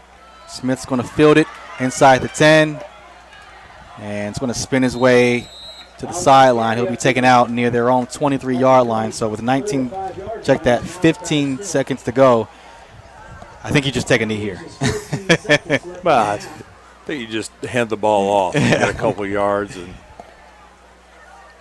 go into the halftime here, and this is that coaching, that teaching opportunity for your team because, again, Bishop Moore has got a very promising season. They're playing a top-tier opponent. You've got to learn from something. You've got to learn from this. And I think that's the message Coach Hedrick, the coaching staff are going to have with these Hornets is we got to come out and just go back to what we do really well. Yeah. And don't make the silly mistakes. Let's go out there and get better. So Bjorn Jurgensen will take a knee, and that will take us to halftime as St. Thomas Aquinas up 42-8. They have dominated on offense and defense, both sides of the ball, and we'll have an update 10 minutes before the start of the second half, and we'll let you watch the band as well here at Memorial Stadium. You're watching Varsity Sports Nation.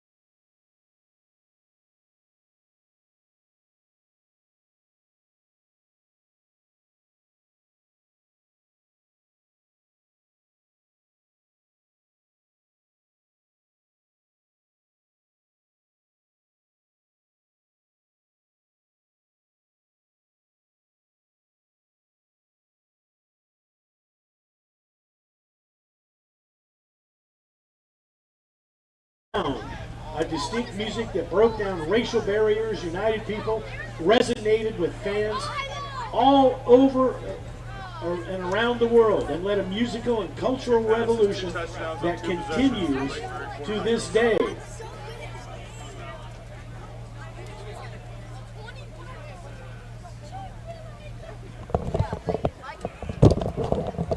The Black and Gold Brigade present a portion of their 2024 show.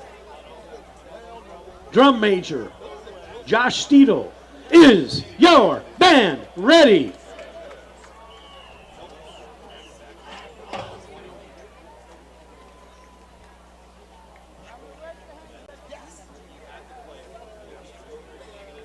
Ladies and gentlemen, the Black and Gold Brigade presents the sounds of Motown.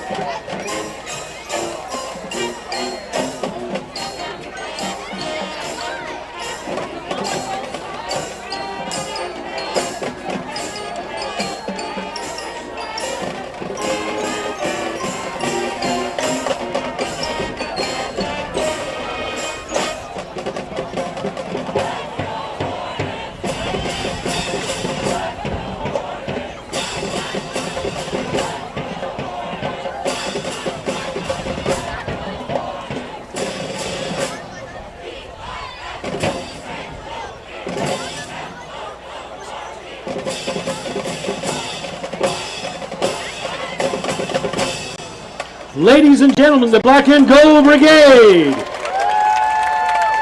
The brigade officers and the leadership team are Drum Major Josh Steedle, Sergeant Majors Michael Kamchong, Lorelei Capsa, Woodwind Captains Colin St. Andre, Michael Garcia, Brass Captain Aubrey Lorpos, Front Ensemble Captain Riley DeZavala, Battery Captain Noah Cabrera, Company Commander.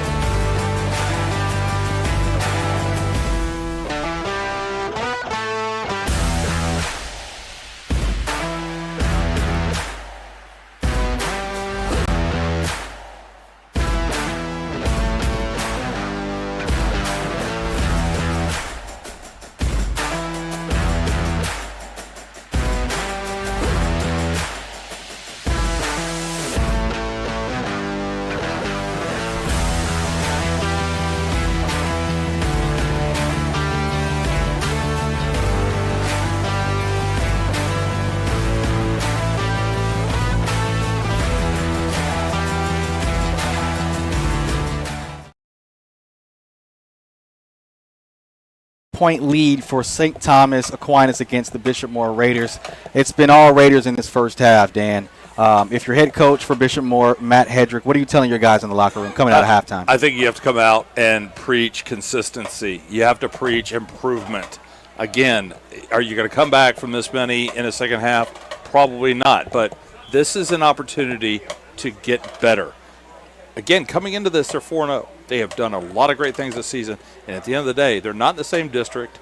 They're not going to see these guys in the playoffs, but they are playing against quality program that's going to get them better as we get into the second half of the season. St. Thomas quarterback Andrew Endorf, 3 touchdown passes in the first half. This is a guy who's underrated by all accounts in the state of Florida, but all he does is throw touchdowns, and he's efficient. What did you like from his performance in the first half? I loved his consistency. I loved his decision-making. And, again, when you're talking about recruiting, it's not just how a kid plays. They're looking at measurables. It's almost like colleges are looking at guys the same way the NFL is. Yeah. They're going to take a chance on a guy because he's 2 inches taller and maybe 20 pounds heavier.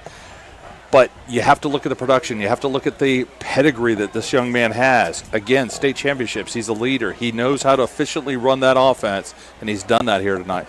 And he's a guy who doesn't have any major offers yet either. But, I mean, he's won 2 state championships, and he's just efficient. Let's talk about the 4-star receiver, the sophomore, Julius Jones. What did you like from him in that first half? Had a lot of good catches there and had some good one-on-one matchups as well. I think what we saw is what we expected out of him. He's had an amazing season. Again, 15 years old, competing against guys that are 1-2 years older than him. It's a big transition for a sophomore. But he is holding himself. And I tell you what, he and Trenton Gummer, the defensive back for Bishop Morris, had a little bit of a battle tonight. Yeah. That's going to be fun to watch again in the second half. You've mentioned this before in the program. This is a great matchup. You got St. Thomas Aquinas in here. This is a get film football game. Yeah, no doubt. You want to get the best film you get if you're a Bishop Moore or St. Thomas Aquinas. How do you approach this mentally? Obviously, you want to win the football game, but if you're the Hornets locker room, how do you approach this second half as a football player? Again, I think Coach Hedrick's message has got to be consistency. Let's clean up the mess that we saw in the first half. We had some nasty penalties, okay? We saw some mistakes. We saw a couple fumbles. You can't do that and win football games no matter who you're playing. Yeah. All right, cool. We're getting set for the second half. Memorial Stadium as Bishop Moore down by 35 here. We'll get you set for the second half. Jared Oliver and Dan LaForest on the call. We'll come back in just a few.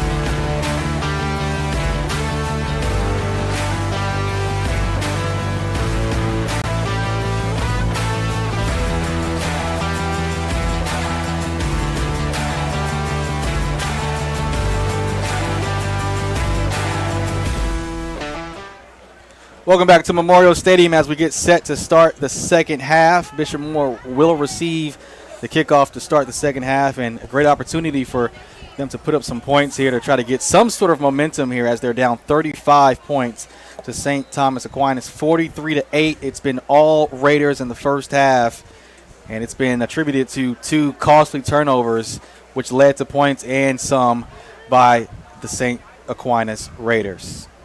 Bishop Moore 4-0, Raiders 4-1, and Bishop Moore's a good football team. They came into this game. They've had some quality wins, but you know they run into a blue chip program, and sometimes you run into problems along with that as well. But we talked to Bishop Moore head coach Matt Hedrick on the field before the game, and he said, "Hey, we just got to play one snap after the other and see where the chips fall," and that's kind of how you have to approach the second half here, Dan. No doubt about it. You know, the team mantra is one more, and I think that has to go back to the basics is we have to come in and one more play, one play at a time. When we're on offense, we have to be efficient. We have to get first downs. When we're on defense, we have to do everything we can to shorten that offensive drive and get off the field. So check that. St. Thomas Aquinas receives the opening kick of the second half, and the defense needs to come out and contain the St. Thomas Aquinas offense some kind of way. We've seen them run the ball. We've seen them throw the ball, just well-balanced so far, especially in the first half, Dan.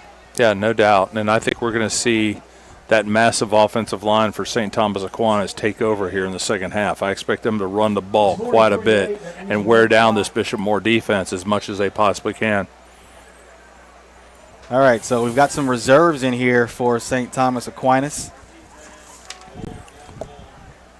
Yeah, and it starts at running back. Virgil Lemons, the sophomore, 5'8", 166, is going to come in and replace Chance Washington, the senior, who had a wonderful first half. And Lemons has space, gets across midfield inside the 40-yard line. So a good start for St. Thomas Aquinas. They've been doing that all night, running the football effectively. 20-yard gain on that tackle. Again, the young number 28 with a good first carry there. Again, get these young guys in and get them reps. The backup quarterback, Cole Drum, in for St. Thomas Aquinas.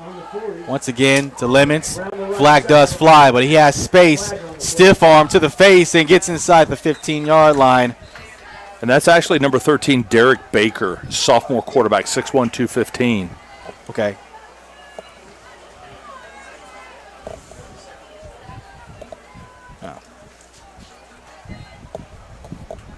Looks like I had a mix-up there on the roster.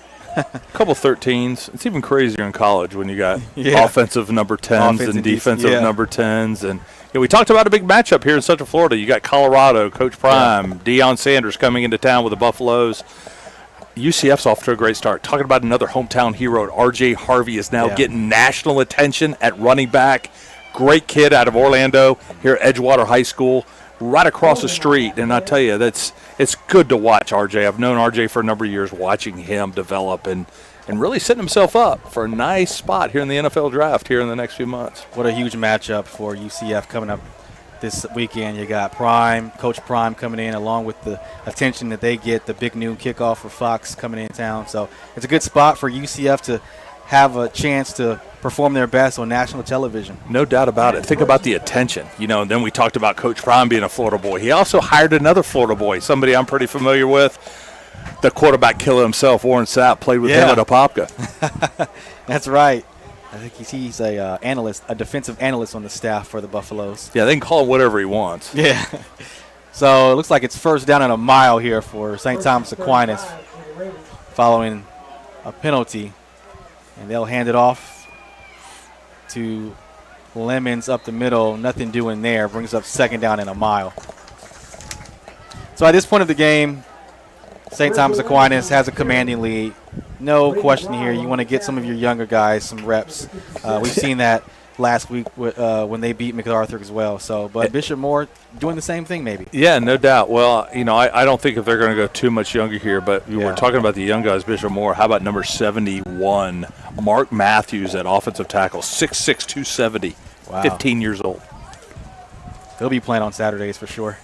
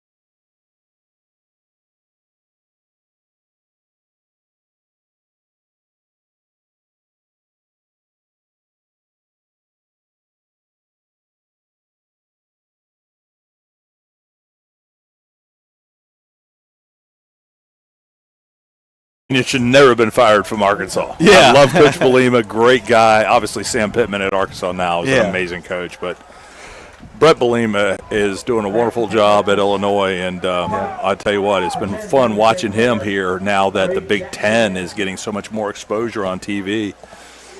You know, looking around at some of these high school recruits in Florida, I've seen a lot of offers from Illinois recruiting these guys in Florida, and they're getting aggressive, and you've seen the product this year from Illinois. Yeah, there's not a college roster you're going to turn on and not see a few guys from the state of Florida. No doubt. We produce more D1 athletes at every sport than any other state in the country. So with a long fourth down, St. Thomas Aquinas fakes the punt, and it's going to be close to a first down. It may be just – no, they're going to mark it across the 30-yard line, and that'll be a first down for the Raiders. So a fake punt when you're up 35? Wow. Yeah, that's looks like Coach Harriet wants to really take a look at some of his young talent and see what they can do in game situations. No flags on the field. And want to talk about another local score, Lake Mary up at half, 38-3 against Haggerty. Wow. Noah Grubbs with 5 touchdown passes. in the first half. In the first half. Wow. I think it's pretty good.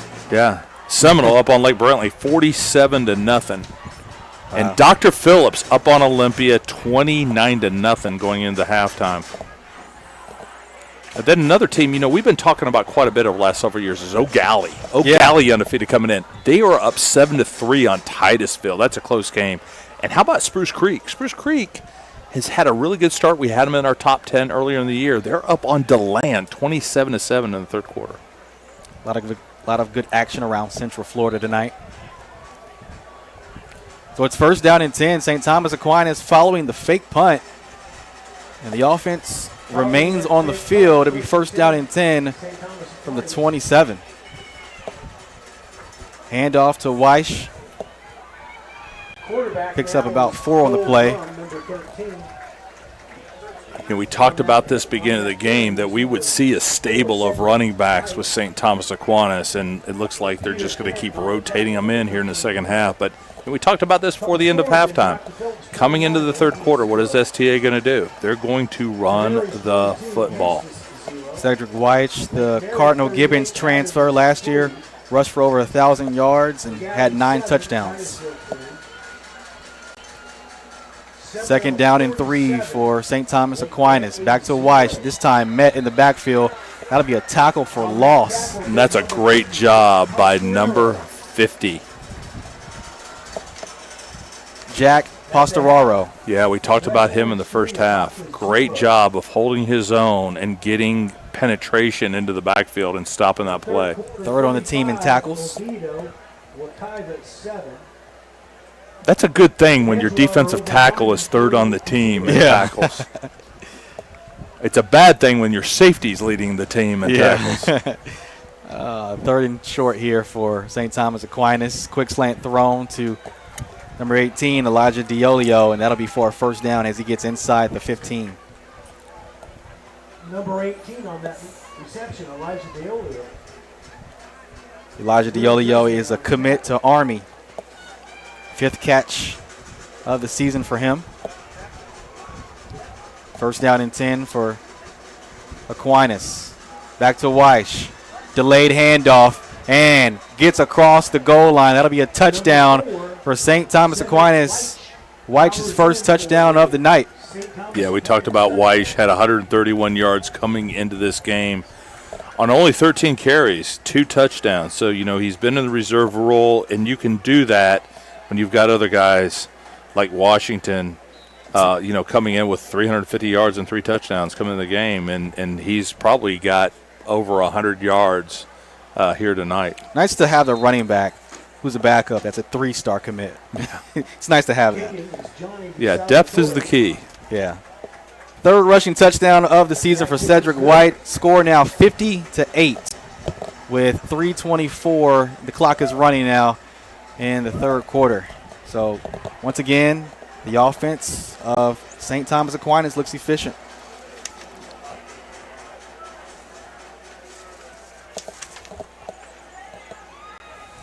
still plenty of time to get some good stuff on film, though, if you're Bishop Moore. You don't want to just hang your hat and just go out there with no energy or no effort. We talked about St. Thomas Aquinas. Bishop Moore coming in at 4-0, outscored their opponents 133-84. A couple closer games. Had a great game against Oviedo. And I'll tell you, Oviedo is another program we're going to see here that is really going to kick it in here in the second half. They're up right now on Okava going into the second half by about 3 scores. So, there's so much great football here in Central Florida, and there's always been a debate. Everybody believed that South Florida had the best football, and we're seeing a lot of talent and a lot of great programs right here in Central Florida now. Something that, again, I have conversations with John Garcia with USA Today, with Larry Bluestein down in South Florida, and they believe that Central Florida has got some teams that can compete for a state championship come this December. And we've seen that over the last few years. Central Florida putting out guys who play on Saturdays, and they play great roles on their respective Division I programs. And, think about what we have here as we got returned by Bishop Moore. You've got 3 of the top recruited quarterbacks in the nation in the 2026 class, literally within miles. Brady Hart over at Cocoa, committed to Michigan. You've got Noah Grubbs, committed to Notre Dame, both in their junior years. And then the third one in their junior year, Darion Coleman over here at Jones, committed to Miami. He is being looked at as that next Cam Ward, who we know is extremely successful this year and doing a really good job right now. They're actually playing right now against Virginia Tech. You've had a great pulse on the Central Florida area when it comes to high school football. Has the quarterback play always been like this, or has it just gotten better over time? Well, you think about some of the guys that we've had here at Central Florida. You've got to talk about Jeff Driscoll. Yeah. Jeff Driscoll over at Haggerty. You've got Blake Bortles, who played obviously well at Oviedo, then on to UCF and had a stellar NFL career. Driscoll's still a journeyman in the NFL. So we've had great talent. But, you start taking a look at, we talked about the number of players that St. Thomas has put into the NFL. We've had a lot of successful programs right here in Central Florida, starting with Apopka, who's put 17 players in the NFL, and also Evans, Seminole. A lot of great programs have developed great talent right here out of Central Florida. Hasn't been a great night for Bjorn Jurgensen by the score and just his numbers, but how do you evaluate him as far as his talent and what he brings amongst the top-rated quarterbacks in the state of Florida in high school? Yeah, watching Bjorn has been really fun over the last couple of years because you've seen his development. I was talking to his dad beginning of the year and at the end of last year, and even this year, I feel like Bjorn's got a good handle on the position. Last year, there was a couple things I told him I wanted him to work on, and he did that. Bjorn is such a great athlete, and we saw what he can do with his legs. But his pocket presence is so wonderful. I think he is a dangerous quarterback. Development, him going off to UVA, I think they have got a weapon going in the ACC with somebody like Bjorn Jurgensen. 8 touchdowns on the season and 5 touchdowns on the ground. I mean, he's certainly a sneaky guy who can do things with his legs. He's a great talent, and he, like you said, he's developed over the years, and it'll be interesting to see how he develops at the next level on Saturdays as well. And we talked a lot about Kenyon Austin, too, and we're going to see a little bit more of these guys here in the second half. Kenyon Austin has done an amazing job. Again, very explosive, not afraid to come across the middle. I think he is a complete receiver, and he's going to continue to get a little bit more attention as the season goes on. You really find a lot about your receiver when teams know he's the best one. It's man coverage. You got a guy over the top and still makes plays, and we've seen a little bit of that tonight. No doubt about it. When and we talked about the confidence level. When I know I've got a guy that I could count on, you're going to throw that ball a little bit differently than a guy that you don't. And we see the confidence that Bjorn's got in Kenyon. Underneath throw to Amari Johnson in the flat there for a short pickup. And it'll be 3rd down and short for the Bishop Moore Hornets. Oh, check that. It's a 1st down. So plenty of the starters still out there for Bishop Moore as we will take a timeout. And looks like it'll be it's the end of the 3rd quarter. And it's 50-8. Bishop Moore trailing big here at Memorial Stadium, and saw it chucking along there. All of a sudden, man, snap your fingers. That 3rd quarter's over. And I think we're going to see the same thing here in the 4th. Yeah. At this point, running clock. It is what it is. Running clock. Again, they're going to run the ball. They're going to knock this thing out. And you would expect that. It's a tough. you look at the scoreboard, I don't think it tells the complete story. Yeah. The story is St. Thomas Aquinas is a top-tier quarterback. Yeah. Let's talk a little company. bit. Yeah, sorry about that. Let's talk a little bit more about Bishop Moore. I mean, obviously, they want to keep growing their program. I mean, you've got the facilities, you've got the support, you've got a good coaching staff and a foundation in the coaching staff. But this is what you got to do. You got to bring teams like this in here and say, hey, we want to play this brand of football and let's continue to grow.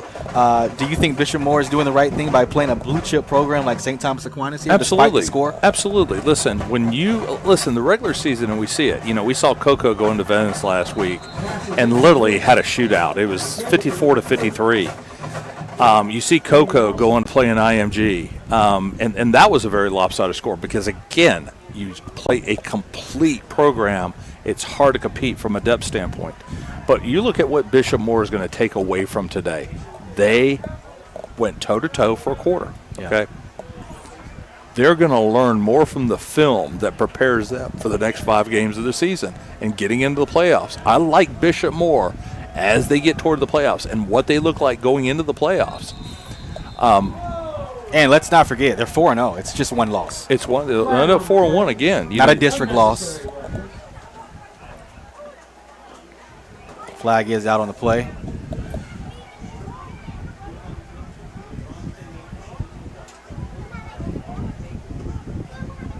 And it'll be against St. Thomas Aquinas.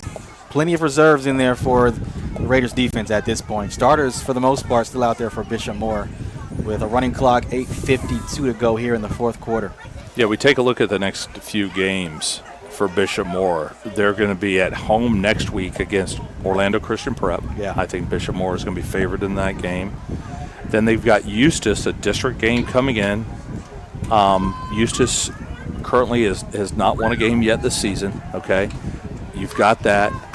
But I would circle the calendar on October 18th. Tavares is currently 4-1. And they've got some great talent on that team. Coach Gavin Jones is coming into town. I'll be here for that game for sure. And then they've got Atlantic, again, losing record. But then the last game of the season, they go to Lake Mary, and you're going to see Bjorn against Noah. Yeah. And I'll tell you what, that's going to be a fun game to watch. But, you've seen scheduling, too, where Bishop Moore, they have their district now. Again, they changed classifications. Their district is not that competitive, but they're scheduling talent outside. They're scheduling games outside of that. We like to see the private school matchups. But keep in mind, historically, a lot of these public schools around here have not played Bishop Moore. Yeah. It's been Edgewater because it's the College Park game. Yep. Which is not on their schedule this year. Yeah, right, exactly. The Battle of College Park is not being played this year. I think it's sad. Jurgensen throwing to Magnus Talma there. First catch of the night for number 16. He's got an offer from UMass. Second on the team in catches.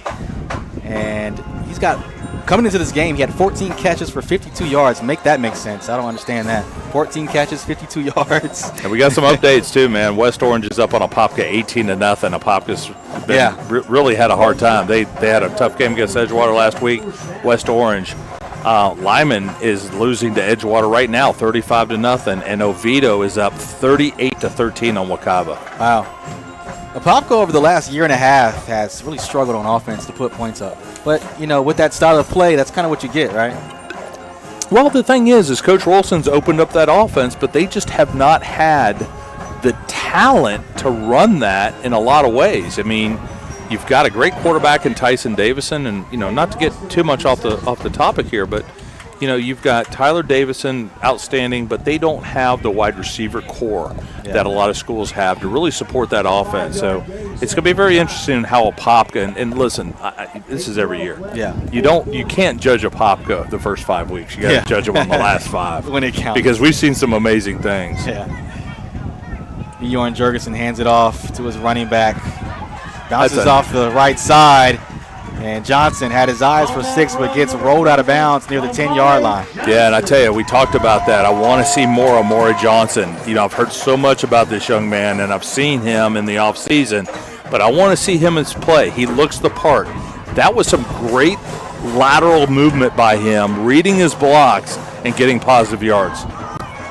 2 games this season over 100 yards for Amari Johnson.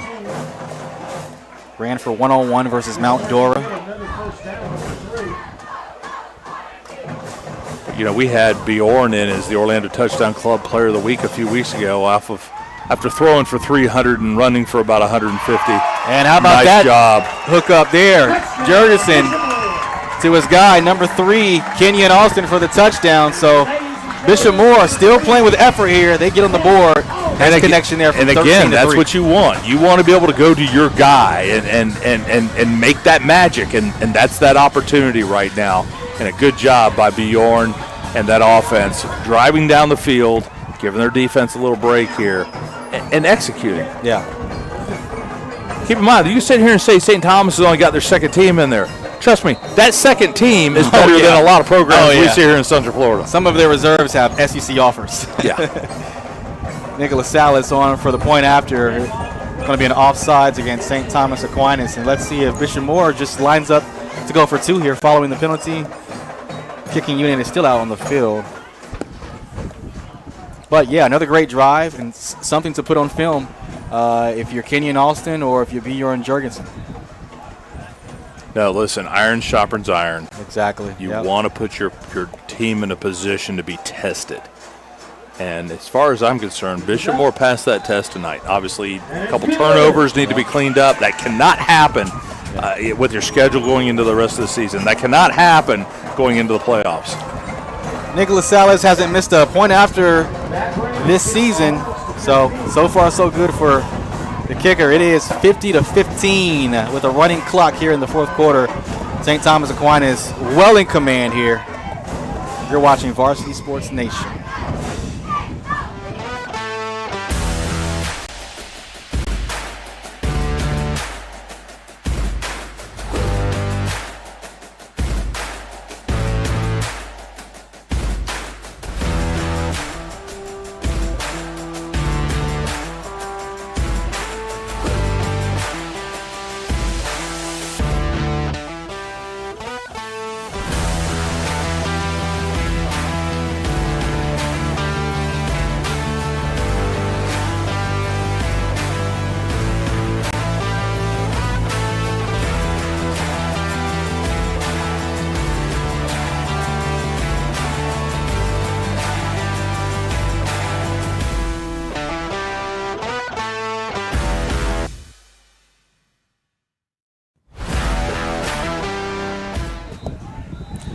Jared Oliver, Dan LaForest here at Memorial Stadium as St. Thomas Aquinas has a 50-15 lead with a running clock. We are under 5 minutes to go here in the football game, and just the program that St. Thomas Aquinas has. 15 state championships. Bowles in Jacksonville is second with 11 state titles. St. Thomas Aquinas, 3 national championships. Just a blue chip program, and it's been cool to watch them and call this game despite the score, but you got to appreciate the program that the head coach for St. Thomas Aquinas has put together. No doubt about it. Roger Harriet, we talked about the state championships. They are locked in. They want to win another one this year. And, the state championship games this year is going to be down in Pitbull Stadium, down in Miami, down at FIU. And, I saw Shelton Cruz of the FACA this morning did an NIL workshop for the basketball and soccer and wrestling program coaches here in Orlando. And a lot of, listen, it's everybody's been wanting it back here in Orlando. And I know that the city of Orlando, I had to talk to Jason Siegel with the Greater Orlando Sports Commission. They're trying to get the state championships. Everybody wants it here, including South Florida, but they just can't get everything put together. Yeah. It's been a lot of big events in Orlando over the last year and a half. NFL Pro Bowl games. Yeah, which is coming back again. You got to love what Steve Hogan and the staff do at Florida Citrus Sports. You got the Pro Bowl. They're getting a renovation. It's going to look like Hard Rock Stadium when this thing gets done. They get that roof put on. And, they're trying to get in that conversation for the playoffs here. Yeah. The college football playoffs. We got that starting this year. Yeah. So there's a lot that's happening here in the city of Orlando. And I tell you, I'm part of the Orlando Touchdown Club. We meet every 2 weeks talking college football, honoring high school players of the week out of Orange and Seminole County. There's so much to do if you're a college and high school football fan right here in Orlando. Obviously, we got the hometown heroes with UCF and the traction they're getting. A lot of exciting things happening. A lot of great concerts at Camping World again this year. COVID was really tough on everybody, and now everybody's getting out. Yeah, you mentioned the college football playoffs and the city of Orlando hoping to get some of those games here in Orlando. Camping World Stadium expected to go under renovations to gain that attraction, to bring some of that here. City Mayor Buddy Dyer is adamant. He's been adamant to get those big events here, and we've seen them here over the last year and a half. We saw the U.S. Olympic Marathon trials here as well. So Orlando is trying to bring some of the biggest events in sports to the city beautiful. Hey, you talk about games, man. Virginia Tech is actually up on the Hurricanes right now, 21-14, with about 4.5 minutes left in the first half. Wow. Cool nugget here. True freshman running back Jordan Lyle set a new Miami Hurricane record with his 91-yard touchdown run. It stands as the longest run from scrimmage in program history. And guess what school he went to? St. Thomas Aquinas. How about that?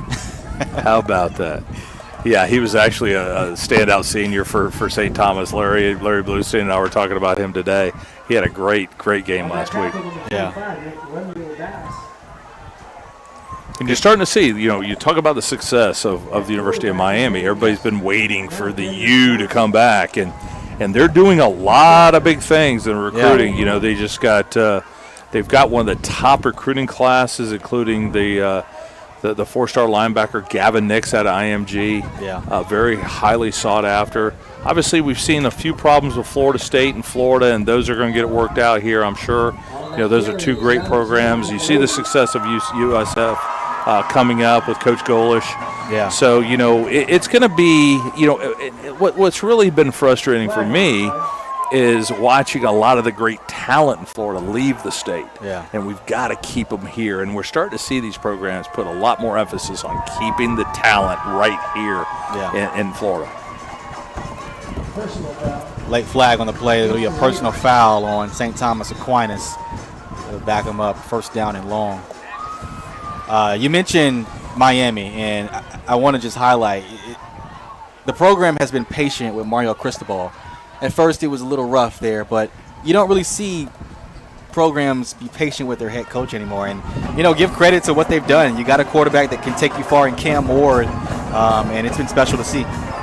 Well, and you got to say the same thing about Mike Norvell at Florida State, right? They were very patient with him, and they had a successful season last year. Unfortunately, they're seeing the other side of that. Yeah. With the transfer portal, how do you build a program? And it's not the same college football that we've been used to. You're not developing the program. You're finding it and bringing it in, and sometimes that can backfire. Yeah. Same thing. They're running out of patience right now with Billy Napier at the University of Florida. Yeah. We're going to see an evolution in college football. And if you're a college football fan, my recommendation is stay a fan, because there are other things that could be worse. About 90 seconds left in this football game. And great job on the tackle there. Bishop Moore's defense still playing with spirit and fight. Yeah, I tell you what, that is number 7, Dino Briscato, the outside linebacker, the junior. Great discipline to stay with that tackle and bring him down. That's his 6th tackle on the season for the junior. And St. Thomas Aquinas just going to try to bleed clock here and get out of here and get back on the bus down to Fort Lauderdale. 40-second clock. They got a couple snaps here. I mean, this St. Thomas Aquinas program has had so many great alums. It's home to NFL stars like Major Wright, Michael Irvin, Giovanni Bernard, Asante Samuel, Nick and Joey Bosa. So, I mean, this program it's been something to see over the last 2 decades. And James White, Brian Cox Jr. I mean, it's impressive to go to Major Wright. I tell you, was a great DB at the University of Florida. Played a number of years with the Tampa Bay Buccaneers and with the Chicago Bears. Even off the football field, Olympic gold medalist Sonia Richards-Ross went to St. Thomas Aquinas. And how about former world number 1 international tennis Hall of Famer Chris Evert as well? Yeah, I'm going to give a shout out to a good friend of mine too that was an alumni here. He's actually the AD, is Twan Russell, who had an outstanding career with Washington, Miami, and Atlanta as an outside linebacker as well. All right, so 000s are on the clock, and the journey for a 6th straight state title remains on course for St. Thomas Aquinas. They win it 50-15 to move to 5-1. Bishop Moore loses their first game of the season. They'll host Orlando Christian Prep next Friday. For Dan LaForest and our program director Ontavious McCullough, I'm Jared Oliver. See you next time. Have a good night.